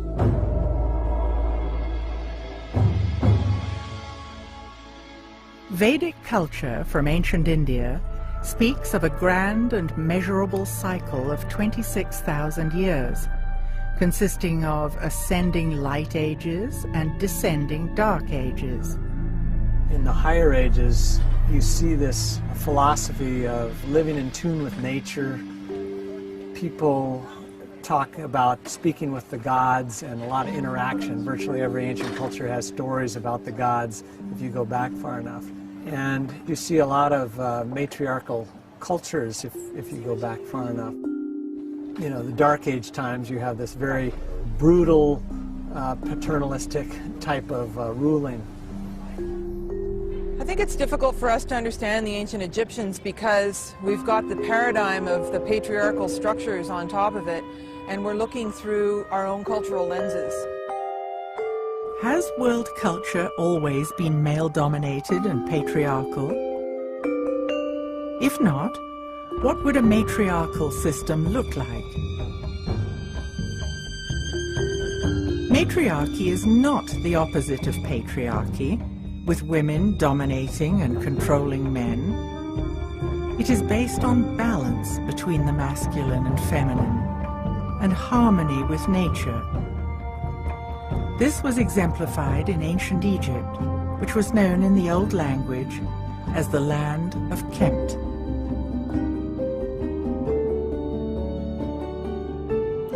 Hakim Awiyan received teachings about the Comitian people in the distant past. The ancient life system in Egypt here. The Comitian tradition being passed down through the mother. Mother is the teacher, not the father like patriarchy system. This is matriarchy. She is the goddess. She is everything in the house. Based on the countless artifacts that show the high status of the feminine, it seems that women had the same status as men, if not a higher status. In the museum, you have statues. You notice that the woman put the arm around the man's shoulder. And that shows, are they equal? No. Woman was the upper head in the family. When she put her arm around the man's shoulder, she's saying, this is mine. You also see that the sculpture in the old days put the feminine wig on a man's head when he promoted more to a woman than a man. Men's wigs were layered in different lengths, like steps. Women's wigs were parted in the middle, smooth, and all one length. When a man wore a woman's wig, it was an indication that he had high status. Only men with wisdom who wear the women wig. So these are the scribes and the physicians and the rest of them. All you can do is go back into the Old Kingdom, and what you find is, is obviously a fair amount of equality. The goddesses are revered as reverently as the gods, and there's even the instance, for example, of Hathor, the exception in that she's the only deity that has a temple column all to herself. So the Great Mother, the great feminine principle, occupies a very important part in the whole Egyptian symbology, the whole Egyptian doctrine. There's absolutely no doubt about that. Women could own property at as much rights as the men. They could divorce as easily as the men. Of all the known sophisticated civilizations that we have access to, probably women were better off in Egypt than they were anywhere else. Perhaps we are looking at ancient Egypt from a patriarchal viewpoint. We should let the symbolism in the artifacts tell their own story. The frescoes we see lining temple walls in Egypt and on stone slabs in museums around the world each tell their own story. We see the same images repeated again and again in Egyptian art. By learning to decode these symbols, we can look back in time, peeling back the layers of patriarchy that cloud our understanding of ancient history. Then we can begin to decipher the messages that the ancients left us.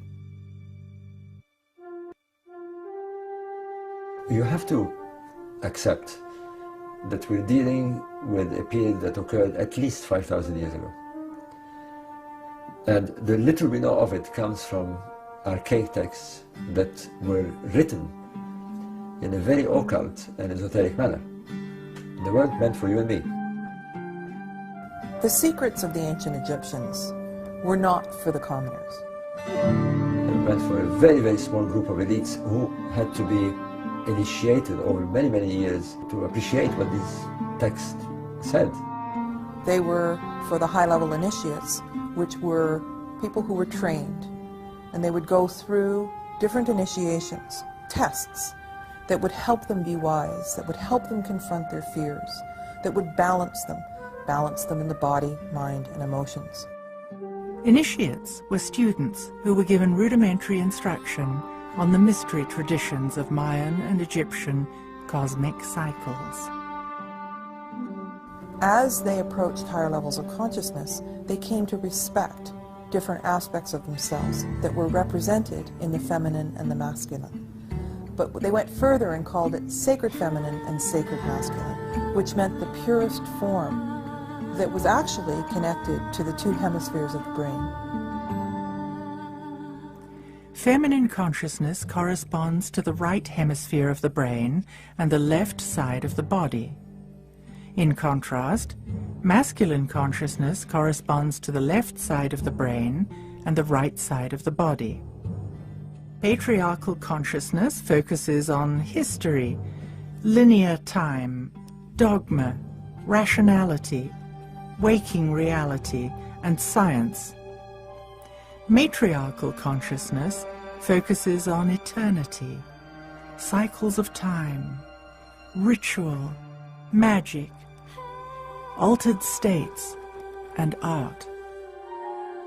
If we examine the art, we can see the characters almost always have one foot slightly forward.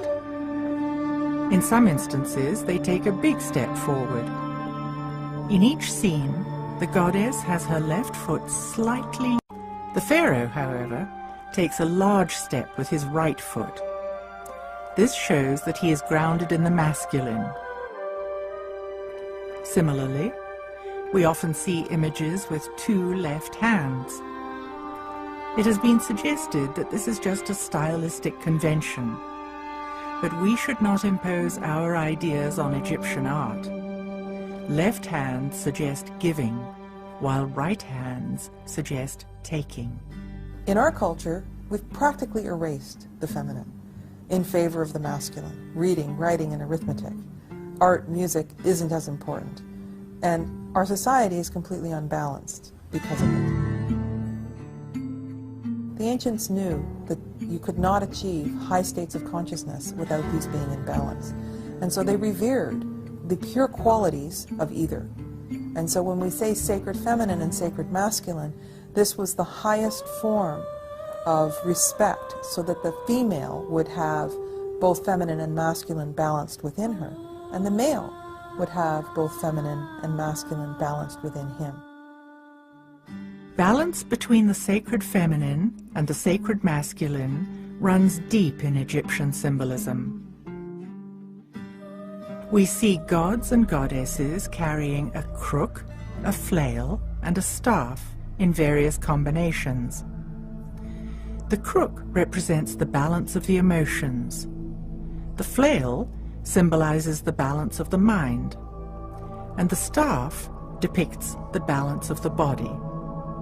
Once balance of the body, the mind, and the emotions was achieved, consciousness could develop. Notice the staff always has the head of a bird and a forked base. The staff never touches the ground.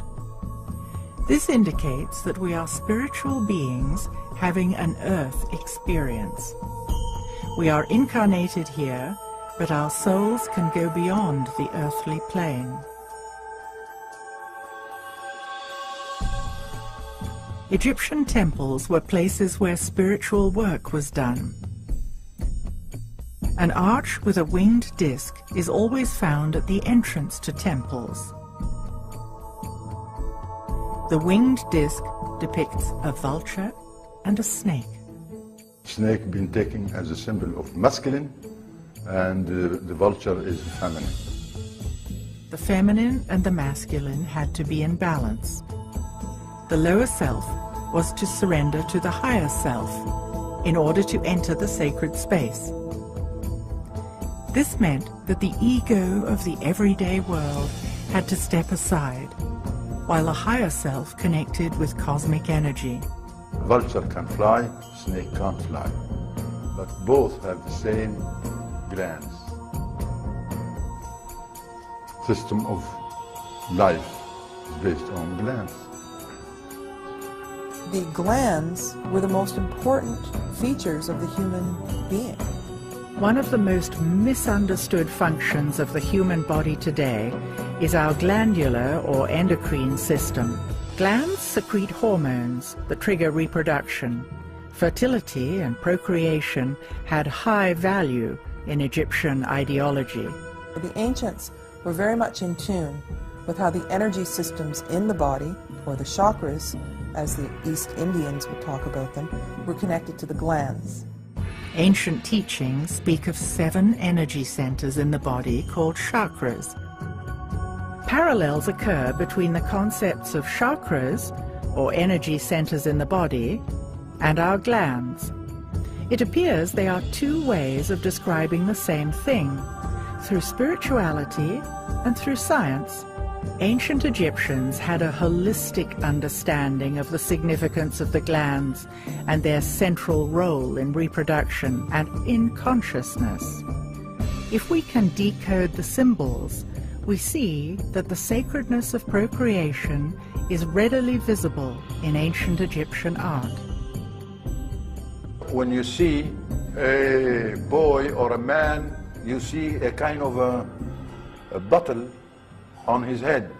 That is not a bottle or not a white crown symbolizing Upper Egypt, as my colleagues and the scholars say. No, this is a gland in the human body known as the thymus, located behind the lungs. The thymus is most active when a baby is in utero. It continues to be active until puberty. Then it begins to shrink and is atrophied when we stop being fertile.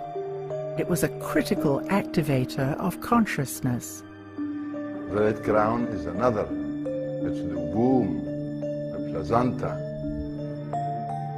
the thymus and the womb are connected for the cycle of life.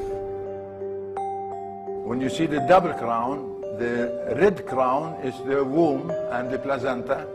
The white crown is the thymus, who has its influence on the womb. That's the symbol of one of the glands. In the early 1900s, alchemist Schwoller de Lubitz presented a work called The Temple of Man. It demonstrated that the architects of the Luxor temple used sacred geometry, which reflected the exact proportions of the human body. As in all Egyptian temples, the most sacred space was located at the back of the temple, the Holy of Holies, which corresponded to the pineal gland. When activated, the pineal gland is said to stimulate the evolution of higher states of consciousness.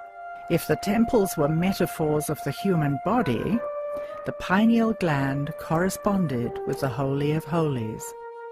At the entrance to the most sacred part of the temple stand tall pillars representing the masculine and the feminine, papyrus and the blue lotus. The papyrus and the lotus reflect the balance between the feminine and the masculine principles and are shown together throughout ancient Egyptian art.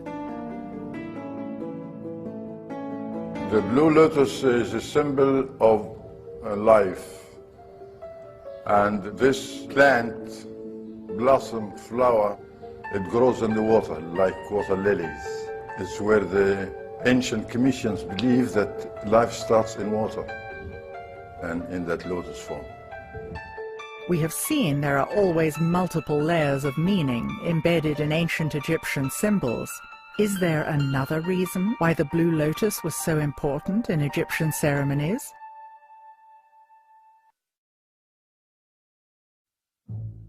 In ancient Egyptian art, we see countless instances of part animal, part human forms. What were the ancients trying to convey by these curious images? There's a technical term for such creatures that anthropologists use. They call them therianthropes, and that's from the Greek therion, which means wild beast, and anthropos, which means man. They're combinations of beast and man. It's not an accident that all of the gods of Egypt are therianthropic. They have, of course, fully human forms, but in most cases they also have forms that are part animal and part human. So you may consider Horus the head of a hawk and the body of a man. You may consider Sekhmet a lioness with a human body and a lion's head. Or Anubis, of course, the guide of souls, who is part jackal and part human. Egypt isn't the only place where these half-animal, half-human images have been found. Half a world away, we find clues to decode these mysterious symbols. Throughout the Amazon today, shamans working with the powerful visionary brew ayahuasca, a combination of two plants. Very frequently they will, after their visions, when they return to the normal, alert, problem-solving state of consciousness, they will actually sit down and, recollecting what they saw in the visionary state, will paint and draw the images that they saw. And the most common motif of these ayahuasca visions is the therianthrope, creatures that are part animal and part human in form. This specific characteristic of the ancient Egyptian gods is one of the things that tells me that our ancient Egyptian ancestors were using altered states of consciousness to explore the realms of spirit. Again, we see images of blue lotuses.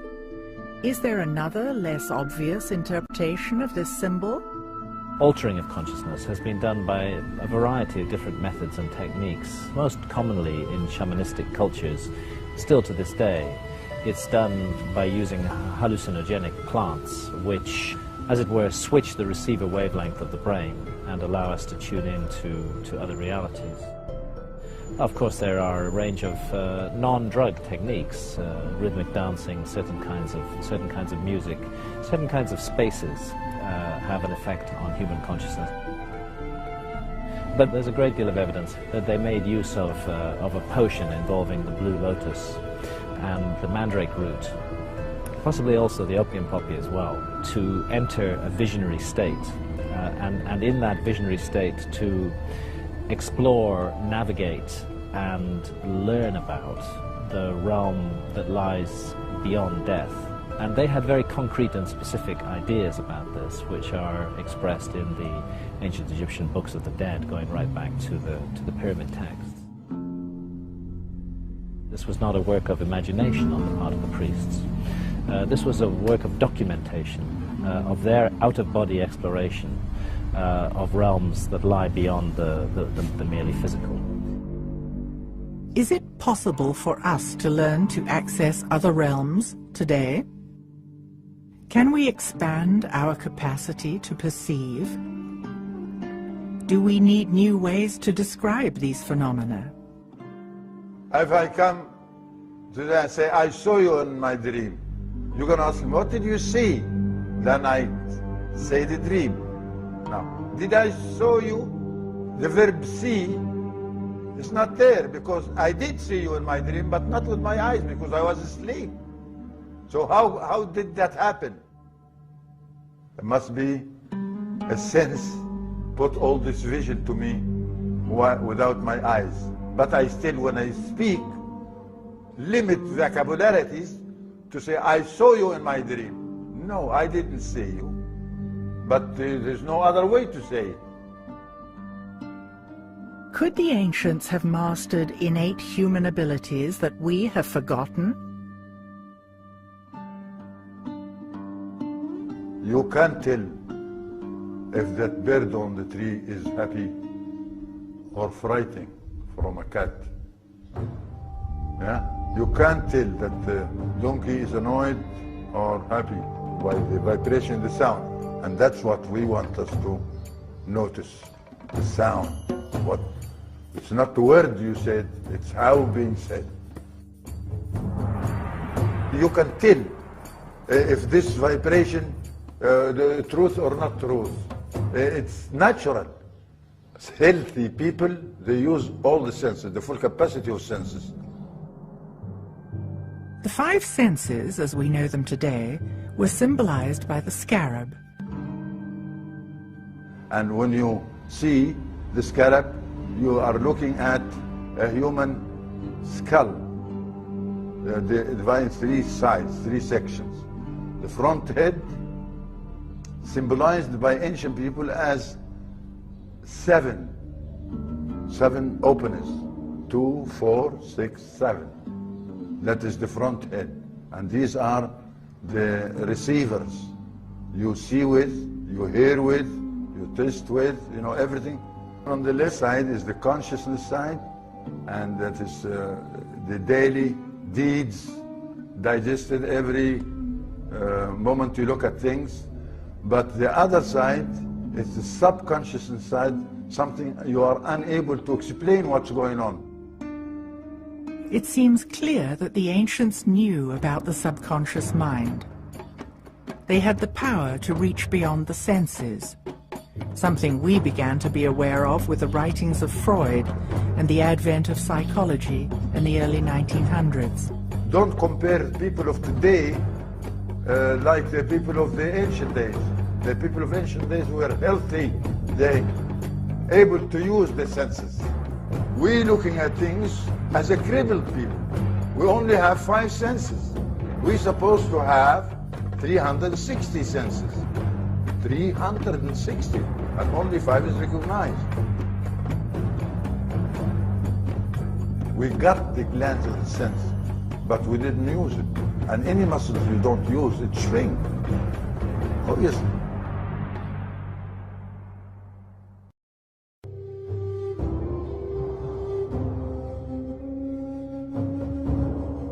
How can we begin to imagine that the ancients had the capacity of 360 senses? Perhaps a metaphor for the full spectrum senses could be a sphere. Is it possible for us to move beyond our 5 senses today? Our 5 familiar senses have been evolved by evolution to connect us to the physical and material realm. But we have, I like to think of it as a secret doorway inside our own minds, which can be opened in altered states of consciousness, through which we may project our consciousness into other realms and dimensions, and those then become accessible to us. Could it be that the ancient Egyptians were accessing supernatural realms through heightened perceptions that came from full spectrum senses?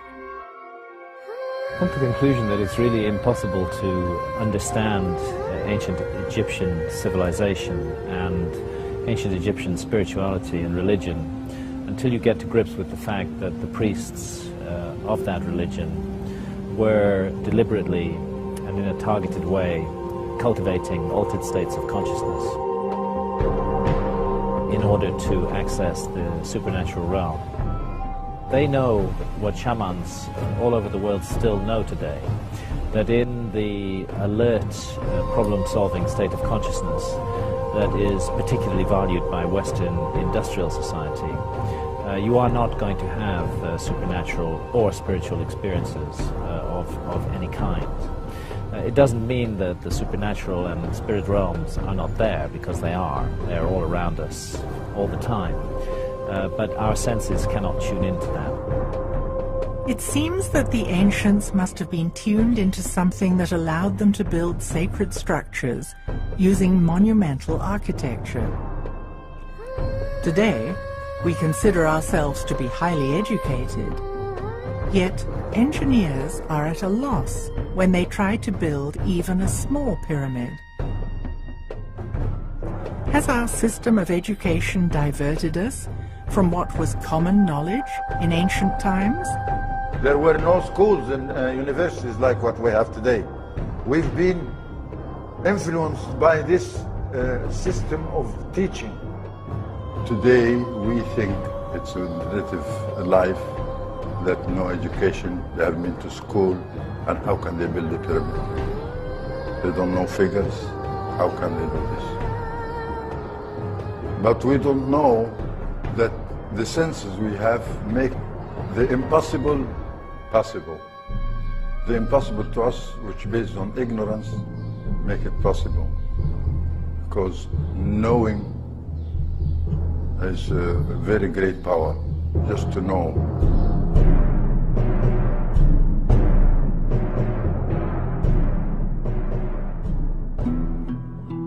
The most important ceremony for teaching the populace how to live well was the weighing of the heart. It reveals what the ancients believed happened in the moments after death. Initially, in the ceremony of the weighing of the hearts, the deceased would meet Anubis, who would say, "You're dead. Let's have your heart. We're going to weigh it against the feather of truth." If your heart was heavy, because you had done something immoral, you weren't allowed to go to the other side. So the populace learned that they had to be light of heart in order to live well.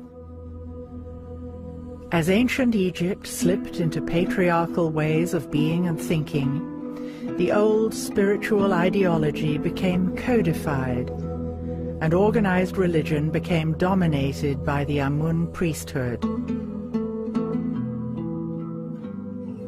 The Amun priesthood had a lot of power, and they were in a position to have people pay for their salvation. It used to be that your heart was weighed against a feather of truth, but in later pictures of the ceremony of the weighing of the heart, you'll see Horus holding onto the scale, and you could pay the priesthood for Shakti dolls, and the more of them you had, the more likelihood you could buy the lightness of heart instead of being.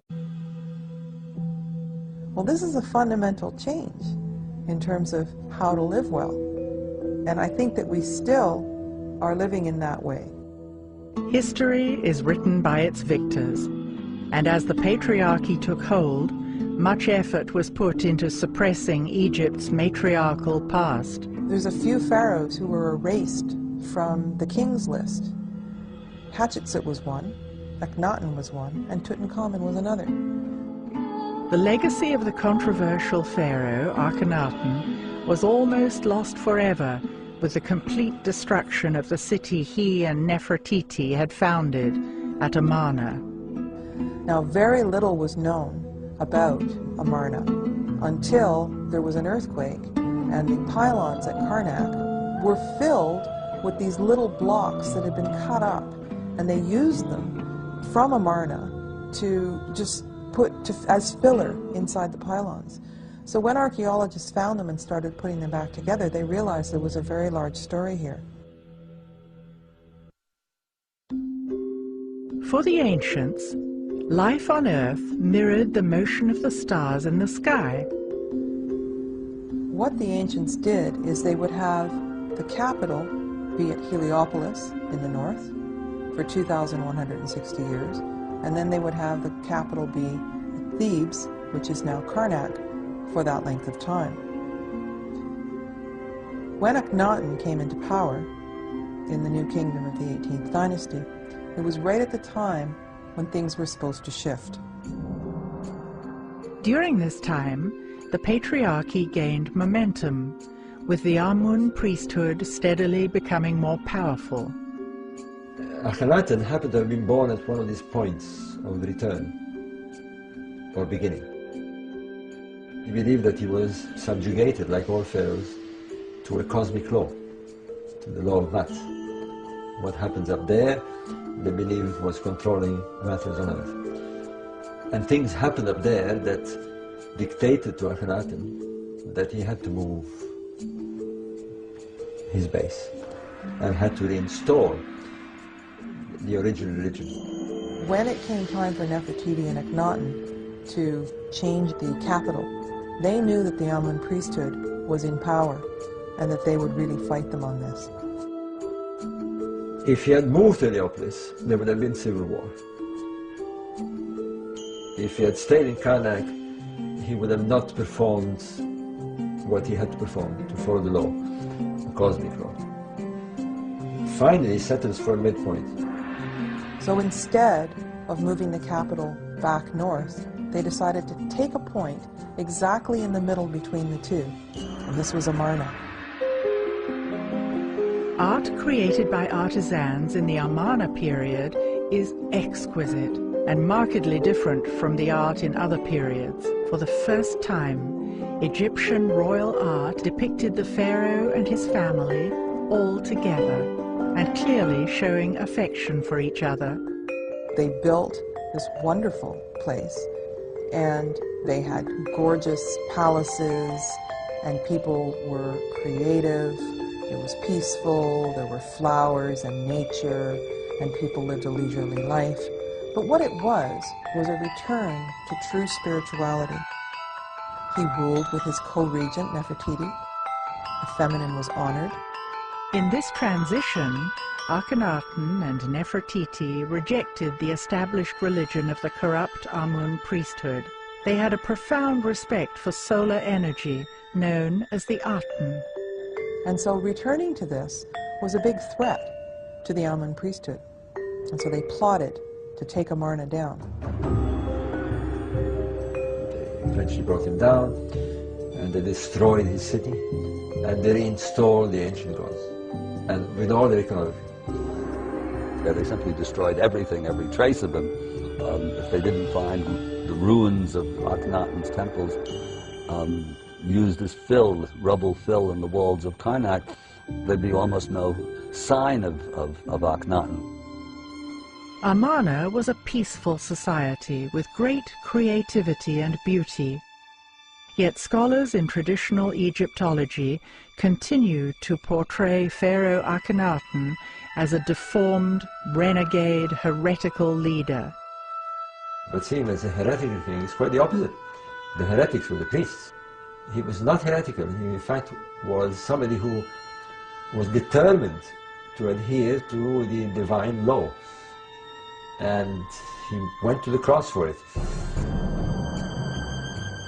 After the fall of Akhenaten, Tutankhaten, a boy of only 9 years old, became pharaoh. Now, because we found Tutankhamun's tomb intact, we know a lot about him and the life that he lived. Now, he was raised at Amarna. Now, some people say that Akhenaten was his father. We don't have DNA tests. We haven't found the mummy of Akhenaten. We don't know that for sure. But it's interesting that he started out as Tutankhaten, because at Amarna they worshipped the Aten. But after he took the throne, they opened the temples again. They moved away from Amarna. It seems that as soon as the Amun priesthood found out that he actually was of the Aten, he changed his name to Tutankhamun, that suddenly he disappeared. After 10 years of leadership, when Tutankhamun was 19, he died mysteriously. His mummy was X-rayed, revealing a fractured skull, suggesting a blow to the back of the head. It seems that he was buried in a rush. His tomb is very small, and close to it there were a whole lot of mummies that were moved in a cache and put aside. So it's almost like there were several mummies from other dynasties that were in the tomb that he ended up in, and then they took furniture from Amarna and buried him there. Though the tomb of King Tut left us many clues, his fate remains a mystery. Another casualty of the patriarchal retelling of history is the story of Queen Hatshepsut. Hatshepsut came earlier in the 18th dynasty. She started out by being a queen, and then she became pharaoh. Hatshepsut was a wise and powerful leader who re-established trade networks with Egypt's neighbors, building the prosperity of the 18th dynasty.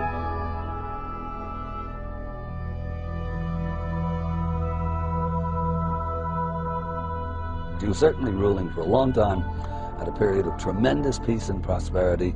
The artwork was never better than under her reign. Had she been male, she would likely have been remembered in history books as the best ruler of Egypt. Regardless of her success as a leader, she is still an enigma. There has been much controversy about Hatshepsut. It could be due to the patriarchy having little tolerance of images of an empowered woman. No one seems to agree on who the real Hatshepsut was. There have been massive books written on Hatshepsut, and again there are no There are no real conclusions. Obviously, Hatshepsut must have been a very able ruler because she stayed there apparently 22 years. But somehow, about 20 years after she passed, her statues were broken and all put into a pit. When they found them, they started putting them back together. But, like Akhenaten and Nefertiti, the Amarna period, they were largely forgotten because the people who came after were very threatened, and they somehow wanted to destroy all trace. Hatshepsut, Nefertiti and Akhenaten, Tutankhamun, they were the ones that really understood spirituality in some way. I suppose there was no money to be made if you weren't selling salvation. We may never know how the high courts of ancient Egypt were run. It seems likely that the stories passed down through the patriarchal institutions of the 19th and 20th centuries may have misled us. The peace and prosperity of the 18th dynasty, particularly in the time of Hatshepsut, Nefertiti and Akhenaten, had to do with honoring the feminine in balance with the masculine. Looking at Egyptian artifacts and frescoes, it is clear that the feminine principle played a prominent role in society and was cherished and revered. The feminine principle was articulated in the concept of a great mother who was central to the ancient Egyptian worldview and was echoed by other world cultures. The Milky Way in the sky is mythologized in various ways, in various traditions, in various cultures around the world, and it's often thought of, almost universally thought of, as a great mother principle, the great cosmic mother in the sky.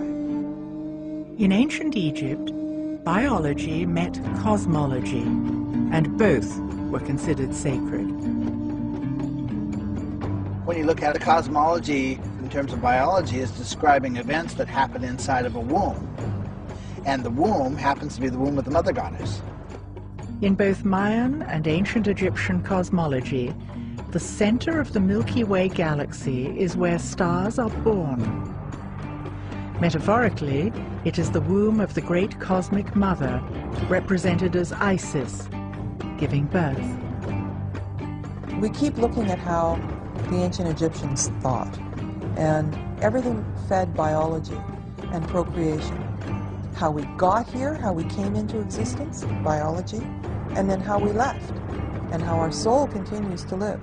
And we can see that there aren't really that many symbols that aren't pertaining to balance of the body, mind, and emotions, and to balance between the two hemispheres of the brain. Once we can embrace that, then it's easier to understand the Egyptians. That switch from matriarchy to patriarchy, I think it's the cause of what's on the world now of conflicts and disagreement and showing off power. Yeah. Already, the beginning of the first dynasty of ancient Egypt, Egypt was moving from being matriarchal to coming into more patriarchal ways of being and thinking. There were a few periods where the ancient knowledge was remembered, but it's important to remember that there was a lot of ancient Egypt prior to the dynasties and in the early periods that did not represent those values. So the parts of Egypt that I find the most interesting come from the memory of times that came further back. I said many times that healthy people, they got the power, which is unhealthy people haven't got it. And I want you and all my friends and all my beloved to know that you have it. And when you know that, you will work on it to bring it stronger. As I said before, the senses, just like muscles, if you don't use, it shrink and go.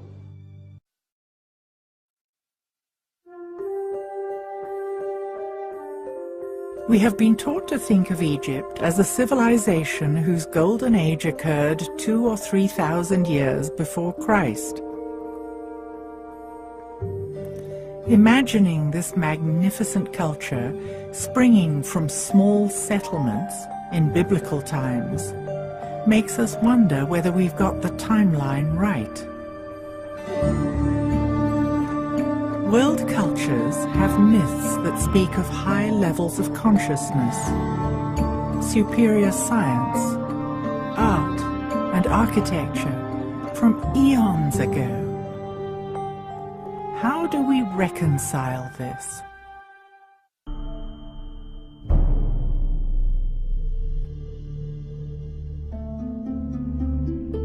We are trapped in our own concept of time, but many cultures think on a vastly different scale.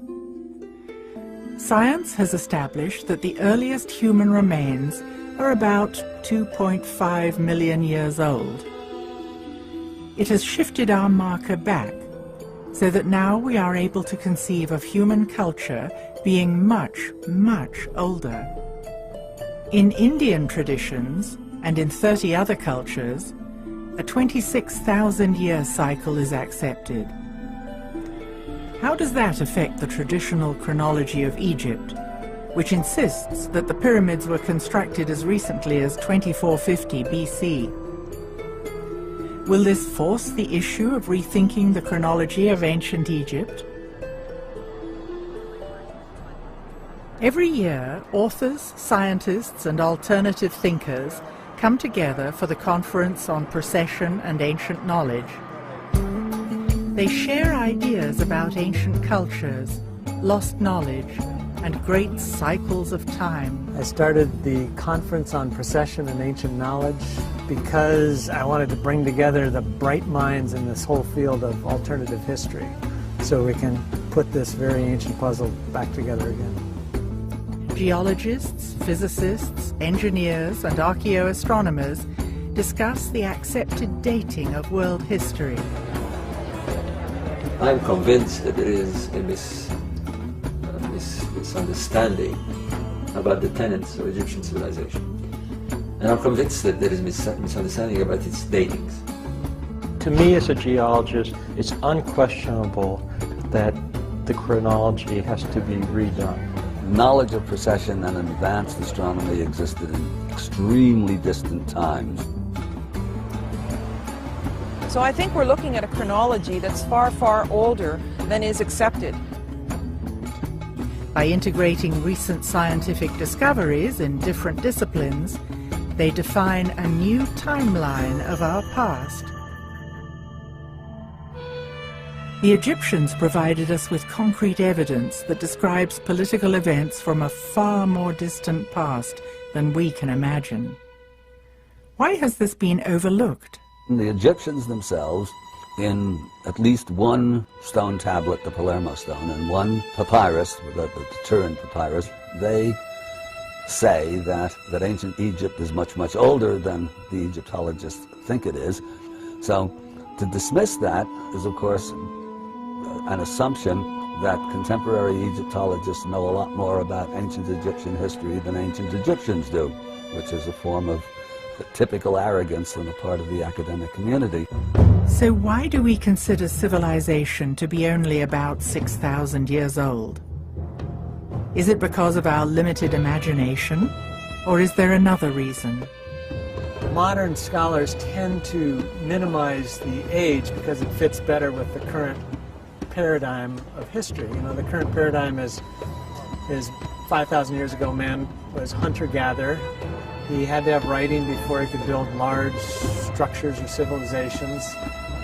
He came together to protect himself from other warring parties and things like this. And so, for example, in Corral, Peru, when they found that amazing six-pyramid structure down there, they assumed it was built by the Incas, because that's only 500 years ago, and the Incas built most of South America.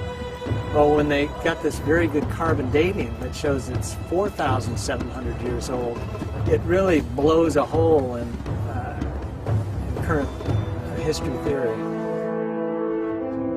Generally, the academic community is just sort of silent about it right now because they don't have any good ideas with the current theories of history. A cross-disciplinary approach helps us to put hard evidence and theory together to reach a greater understanding. If we consider the data coming from astronomy, geology, astrology, and climatology, we can arrive at new conclusions about the chronology of ancient Egypt. We have two sciences that are playing with it. We have astronomy, we have geology. With the pyramids, we have a much more precise science. They've aligned the monuments. And they have the religious ideas locked to the machinery of the sky and the constellations and the sun and so forth. So we can use that with high precision and arrive at a date. How does this information affect the dating of the Great Pyramid? Was it really built when Egyptologists say it was? The traditional date for the Great Pyramid is about 2550 or so BC. You know, give or take. I mean, people argue about the dates, and some people want to date it down to a particular year. I think that's a precision that's not justified whatsoever. I like to use the metaphor of painting a house. If you painted your house last in 2003, that doesn't mean your house was built in 2003. So I subscribe to the notion that there was probably quite a lot of work done on the Great Pyramid in 2450 BC, but that it probably was built quite a bit earlier than that. There's something very threatening about changing the dates because it takes us out of the patriarchal era. But I think that there was a whole world of Egypt that existed in matriarchal times, and I think the evidence is quite strong for that.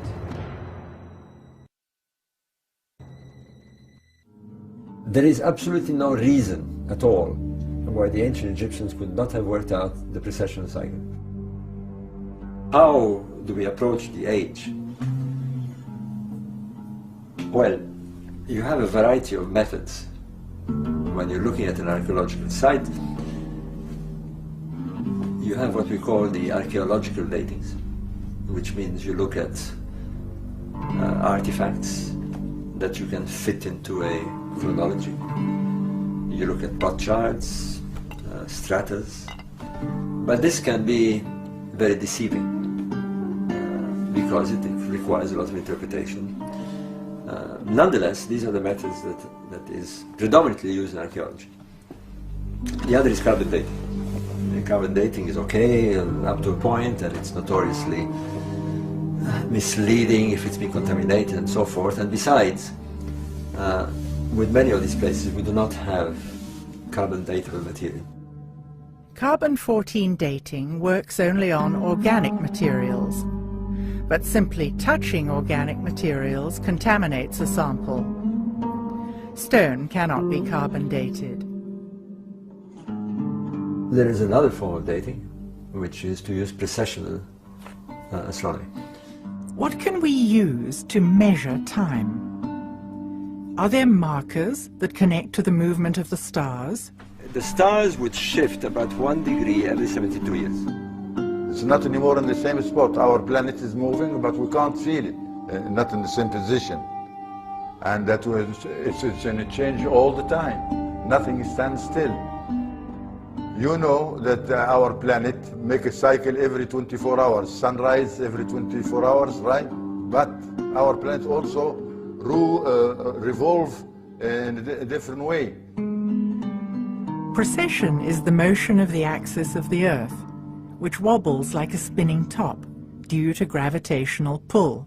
They make one round every 26,000 years.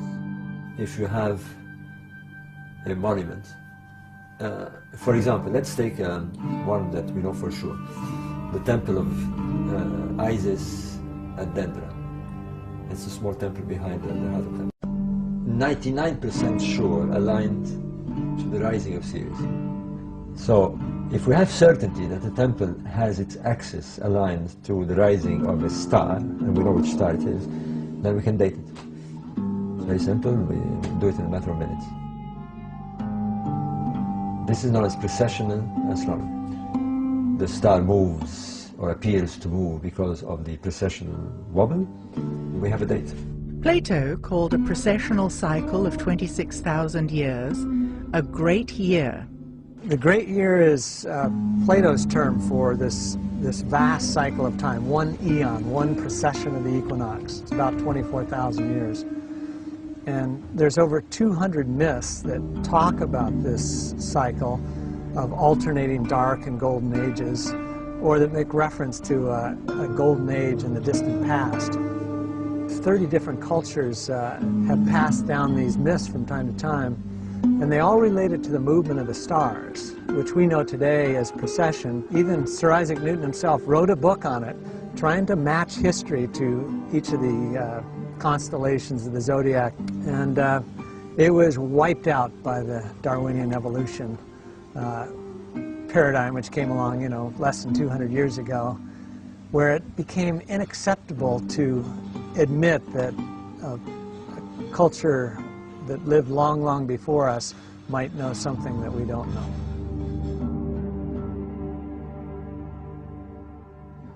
On different continents, cultures have come up with the same ideas. There's a certain science of cycles that's embedded into the world age doctrine of the Maya. You find it nicely paralleled in Egyptian ideas, as well as the Hindu world age doctrine known as the Yugas. And it's somewhat counterintuitive to what we've learned in our own Western education, that it's referred to as the myth of progress, that human beings today are in all ways superior to human beings that came before. It's simply not true. Cycles go through periods of increase and periods of decrease. Mayan day keepers are descendants of the ancient Mayan people and monitor the sacred calendar. Each day has certain qualities and gods. Day keepers follow the movement of planets, eclipses, and astrological alignments. They are often trained shamans who do divination ceremonies, giving daily and monthly forecasts. The Maya calendar is really interesting because it's based on a lunar rhythm. And the core building block of the sacred calendar is this 260-day cycle. Maya daykeepers today will offer as an explanation for this that it corresponds to the human gestation period. It's roughly 9 months. So all human beings share this primal rhythm of unfolding based upon the lunar cycle. And that's a real interesting key to what you might say, the Mayan time philosophy. There are many ways of dividing time: solar cycles, lunar cycles, and larger cycles of time. The Mayans devised their long count calendar, which combines a cycle of 20 named days with another cycle of 13 numbers to produce 260 unique days. Each of the 20 days is linked to a different god in Mayan mythology. The Great Cycle started in 3114 BC and ends in December 2012. Well, the long count calendar is the most interesting calendar that the Maya had devised. This is of great interest in our times because this large cycle in the long count calendar, this period of 13 Baktuns, ends in 2012.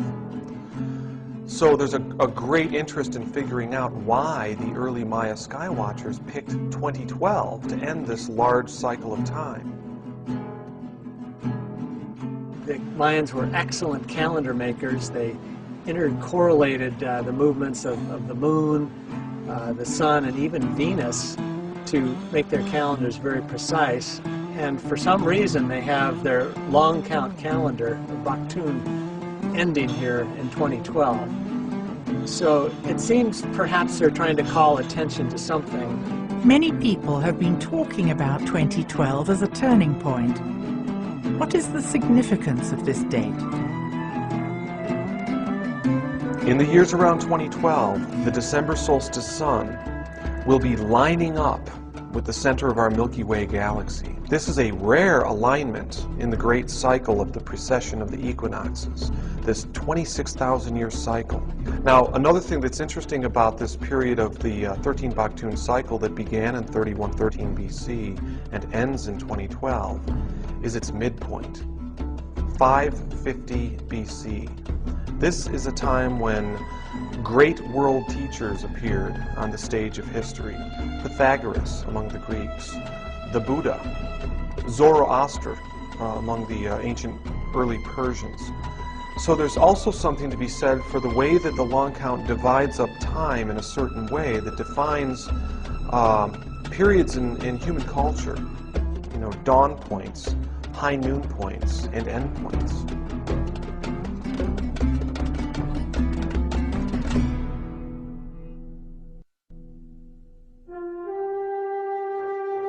A carved stone, or stela, describing the long count calendar was discovered at Ixapa in Mexico.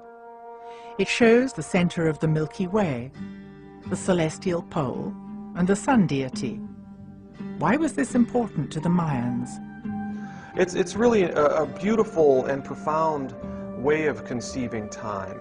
And in my research, as I've looked at Ixapa, the origin place of the 2012 calendar, I've been able to see how the Mayan wisdom, it's not just some provincial belief system of a forgotten people. It actually is like a little doorway that opens up into the great spiritual insights that all of the great traditions share. In Egypt, in India, Islam, all the world's great spiritual traditions share these same universal, eternal spiritual principles. And it has to do with cycle endings. Just like the cycles of birth, life, and death, within the 26,000-year cycle, referred to as the Great Year, there are extended periods of darkness and light. These are divided into distinct ages, known as the Golden Age, the Silver Age, the Bronze Age, and the Iron Age.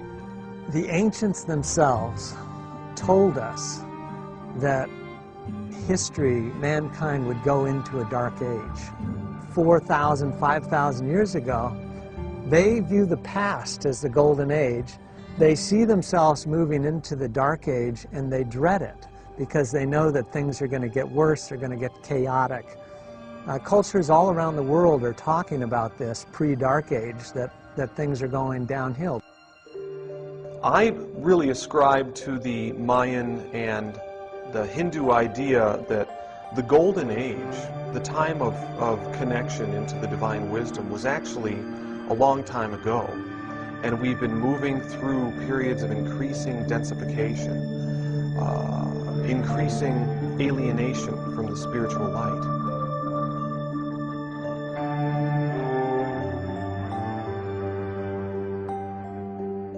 Golden Ages are times of enlightenment, when civilizations reach high points in architecture, spirituality, and benevolence.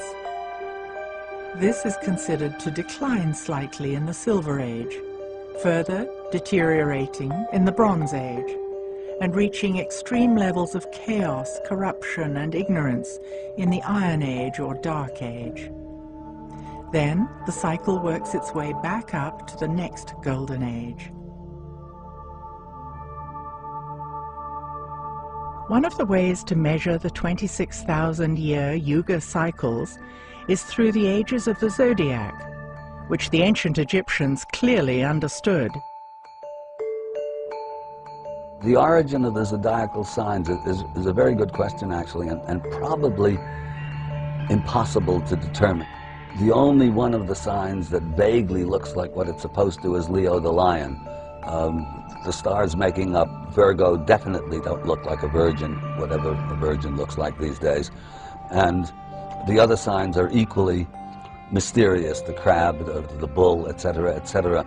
Knowledge of precession and advanced astronomy existed in extremely distant times.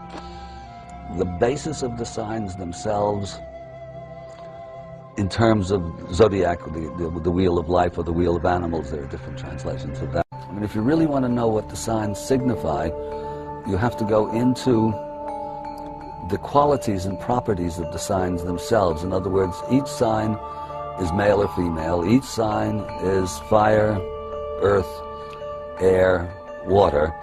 Each of the 12 signs of the zodiac has distinct energies.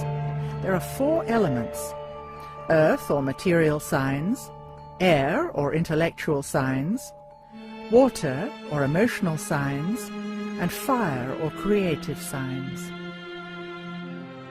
By looking at the 12 zodiacal ages of about 2,000 years each, we can rethink the Egyptians' concepts of time and recreate the chronology.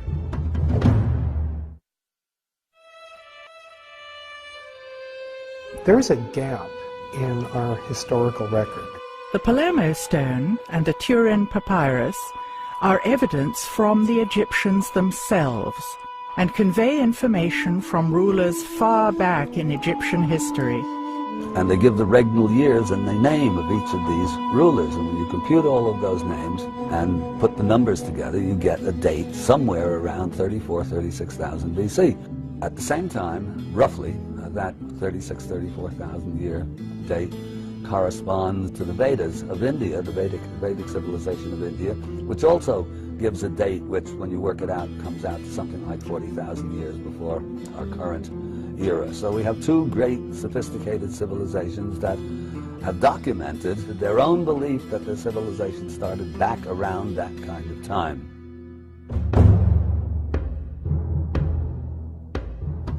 It is interesting to note that this is roughly 1.5 precessional cycles ago, dating back to a previous golden age.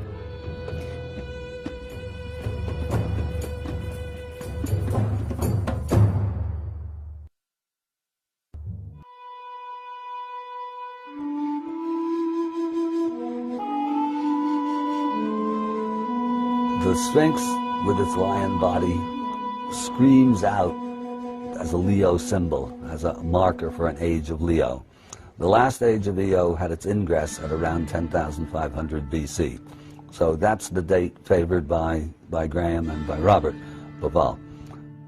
I'm hesitant to accept that date myself because the last ice age comes to a catastrophic end somewhere around 11,500 BC. I mean, it certainly followed, and this is known, there are the quaternary extinctions. All the mammoths and the woolly rhinoceroses die all over the world. Siberia, which was temperate, becomes tundra and Arctic. North America, which was under a couple of miles of ice sheet, melts, and all that water goes into the sea.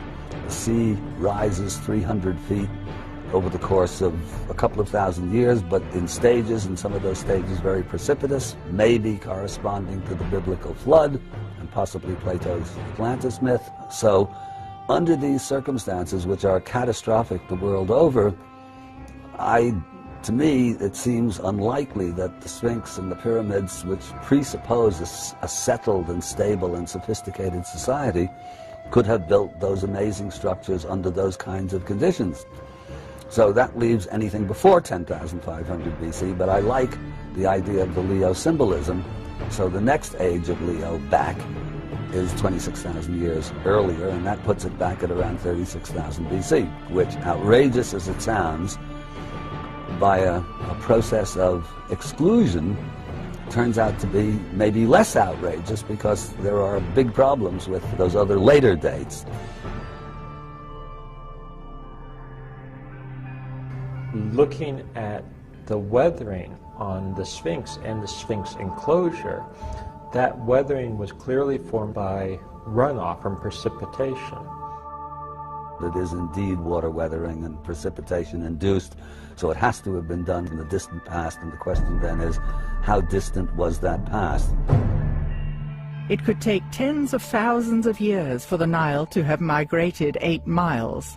Can we use this evidence to redate these monuments? When you look at geology, you can see that the riverbed has migrated all the way from the west, beyond 50 kilometers to the west. Then it passed across the plateau, and you can see that the ancient riverbed actually went right up to the pyramids, and the initiates could have stepped right off these barges up onto the causeways into the pyramids. Now, if you look, the Nile is a full 8 miles to the east, and it's the dividing point between Cairo and Giza. And so if we look at geological time, it would take several tens of thousands of years in order for the Nile to make that migration. We can compare that to places like Tiahuanaco in Bolivia that almost certainly was on the edge of Lake Titicaca, and now it's 50 miles away. So it changes the whole idea of how ancient these places could have been. How many thousands of years does it take for a river to make this huge journey? The oases of El Khaga and Fayoum run parallel to the Nile today, but 100 kilometers west. It seems that the river migrated all the way from here to its current course. Evidence of ancient human settlements has been found in the area that is now desert, but once had water. At these locations are stone circles, indicating a knowledge of astronomy. What does it tell us about the distant past? What can we conclude about the dating of the pyramids and the Sphinx? And all I can really say at this point, given the data I have, is that I think it has to be at least back to 5000 BC. Could it be older? In fact, might it well be older? Yes. Generally, if sort of pressed for dates, I'll say my best estimate is somewhere in the period of 7000 to 5000 BC. So that's really a working range that I'm comfortable with.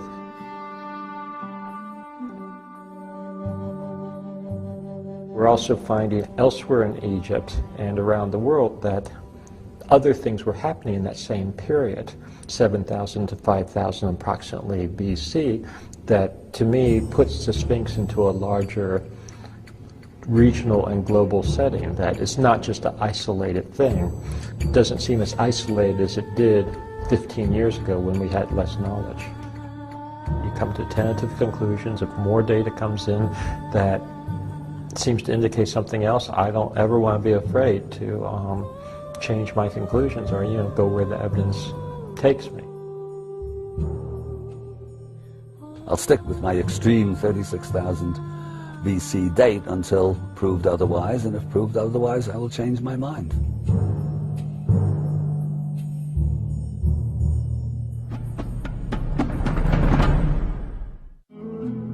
How can we tie the concept of the Yuga or Vedic cycles into something more concrete that we can recognize in our own history? If we re-examine the stories that are often dismissed as fanciful myth, we might find that it indicates greater forces in play. Those of us that are seriously looking at this old Vedic concept of the world ages, the cycle, we know that the Golden Age, the last Golden Age, basically the peak of the cycle was about 11,500 BC, highest point. We also know that Plato mentions a series of catastrophes which have come down to us as the Atlantis legend, in which he claims that on our calendar system it would have been around 9500 BC. Some tremendous upheaval apparently occurred, a lot of destruction.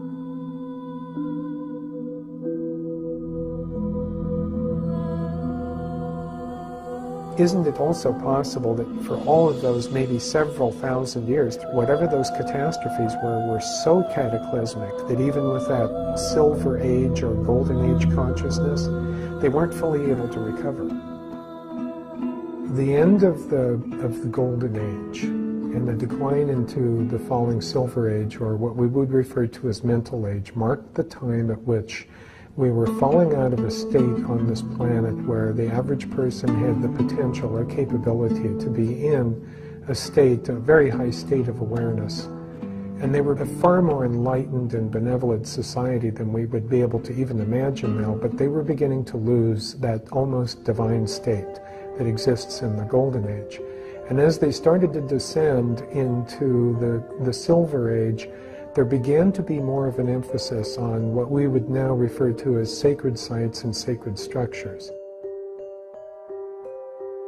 You could almost think of them as machines to enhance consciousness or to create an environment where, you might call it altered states of experience, but changes in consciousness, expansion of consciousness.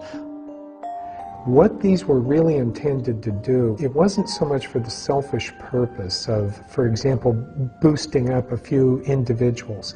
This actually had to do with a much larger global perspective. And that's effectively what the Great Pyramid was. It was basically a device, a generator for, if you will, broadcasting and transmitting throughout the planetary structure, a type of field which uplifted the entire humanity. For at least 1,000 years, this structure performed beautifully. My guess is that it probably did a lot to help offset the fall into the Dark Ages. And I think what the pyramids did is that for those individuals that were at least somewhat receptive, it kind of kept that energy polarized into the higher centers. This is very real, and I think this is very important. It's like great art or great spiritual insight, expansion of consciousness. In a way, there's nothing more important than that. It couldn't do it forever because eventually Mother Nature is going to win out, and this cycle is part of nature. It's as much a part of the natural world as day and night are. We have the ability to grasp those electromagnetic forces and the more fundamental forces that underlie those, who basically prop up humanity for a while using the system. Now the pyramids only have a very direct effect if you're close to them, which is the way it is in this age. You know, if we go stand in the pyramid, we might feel an effect like that. But I suspect thousands of years ago, you didn't have to be near it. I think it was probably a global effect.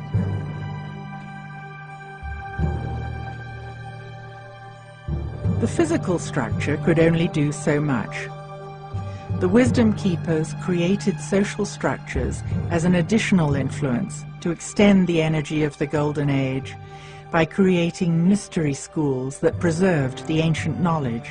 The whole idea of the schools of mystery and the ancient knowledge and preserving those traditions that had come down from those fabulous ages, that was lost. And then eventually it was ridiculed, and then finally it had to go underground because people would either actively burn those texts or, you know, persecute the people who had that belief system. And I think at that point we were in the Dark Ages.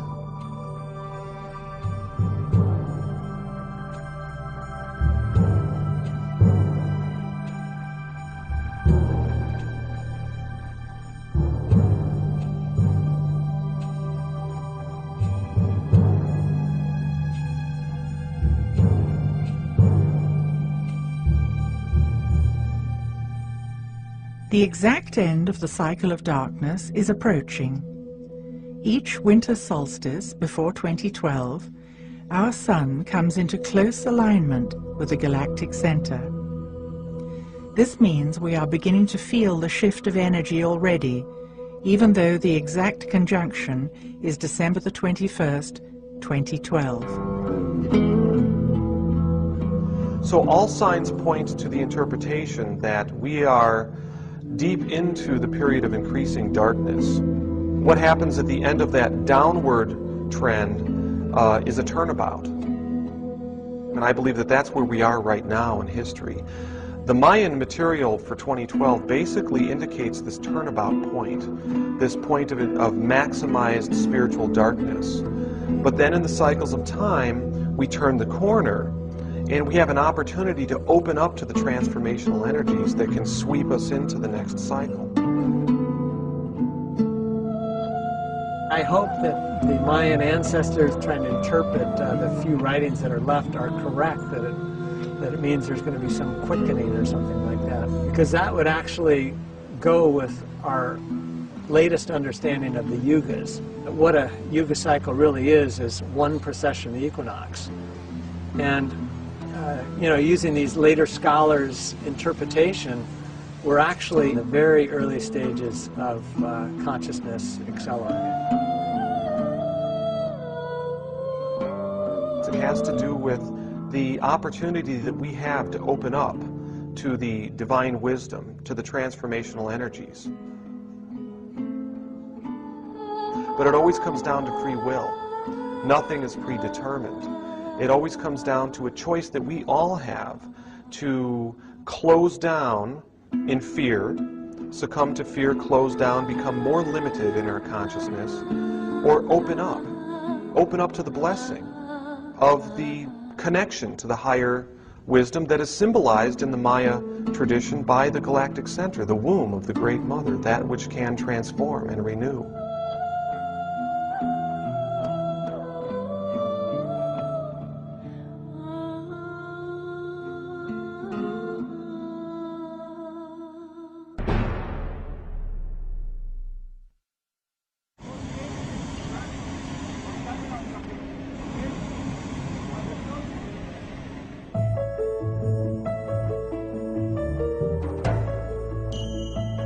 Could the ancients have had it right? Perhaps we should consider that we too can return to high levels of consciousness, heightened perception, and inspired creativity. It would serve us well to embrace nature and to protect the planet's environment.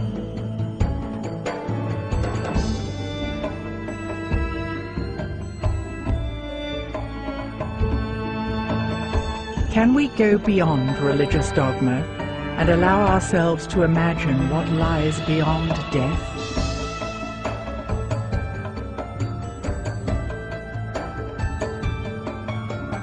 How would humanity change if, instead of material wealth, consciousness was our highest value?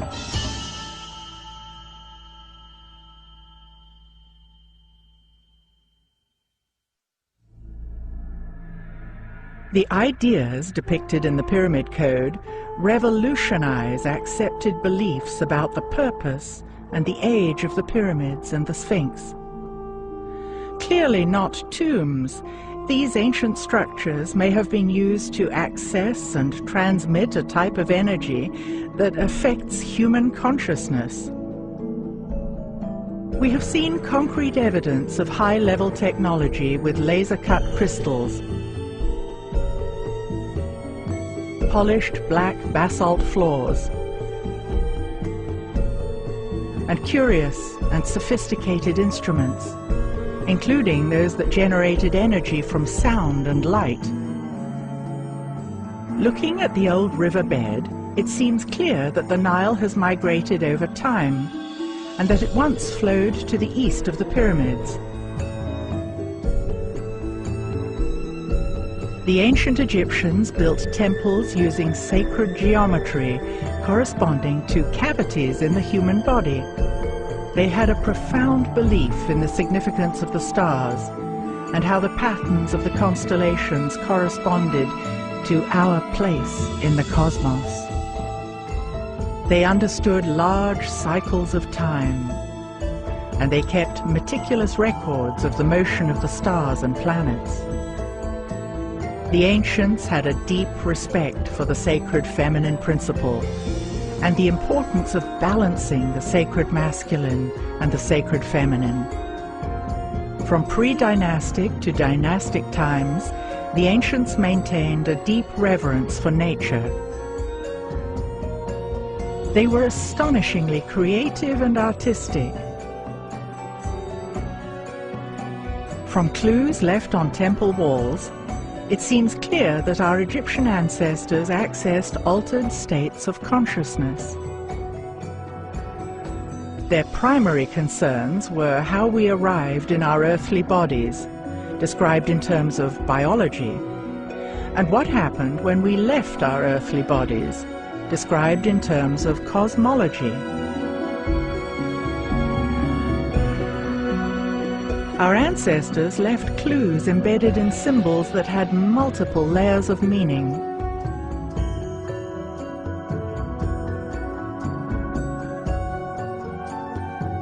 They were empowered humans, using the full capacity of their senses. Today, our planet is in trouble politically, economically, environmentally, and morally. Many will agree that corrupt people hold places of power. Citizens are taxed beyond reason, and riches are amassed by an elite that controls the world. With all this evidence of the sophisticated science left by the ancients, can we still uphold the belief that we are the most advanced society that has ever existed on planet Earth?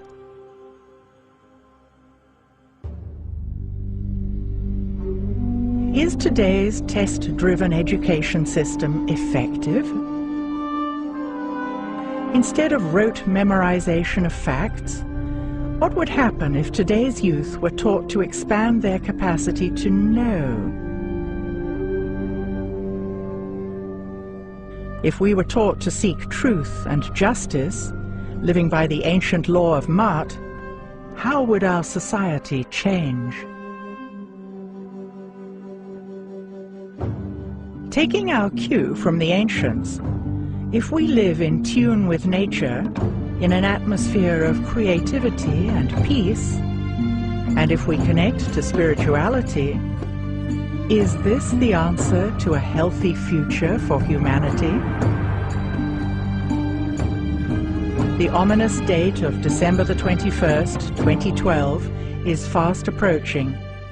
Does this herald doomsday, or could it be a powerful gateway into new ways of being and thinking? Are we turning the corner and ascending out of the age of darkness to journey toward a new golden age? Is it possible that the ancients living in a golden age in the distant past were able to see into future cycles of time? Could they have predicted that humanity would plummet into the depths of collective despair? Could they have predicted that humans would be disempowered, thus losing their connection to spirituality? Did they leave magnificent structures skillfully aligned to the stars and encoded with symbols to act as a trigger for us to wake up now? It seems humanity is at a crucial juncture as we approach 2012. Are we ready to walk forward into a new future? Have we finally cracked the pyramid code? Wake up! We have it. We got it. Just know that we have it. And it works.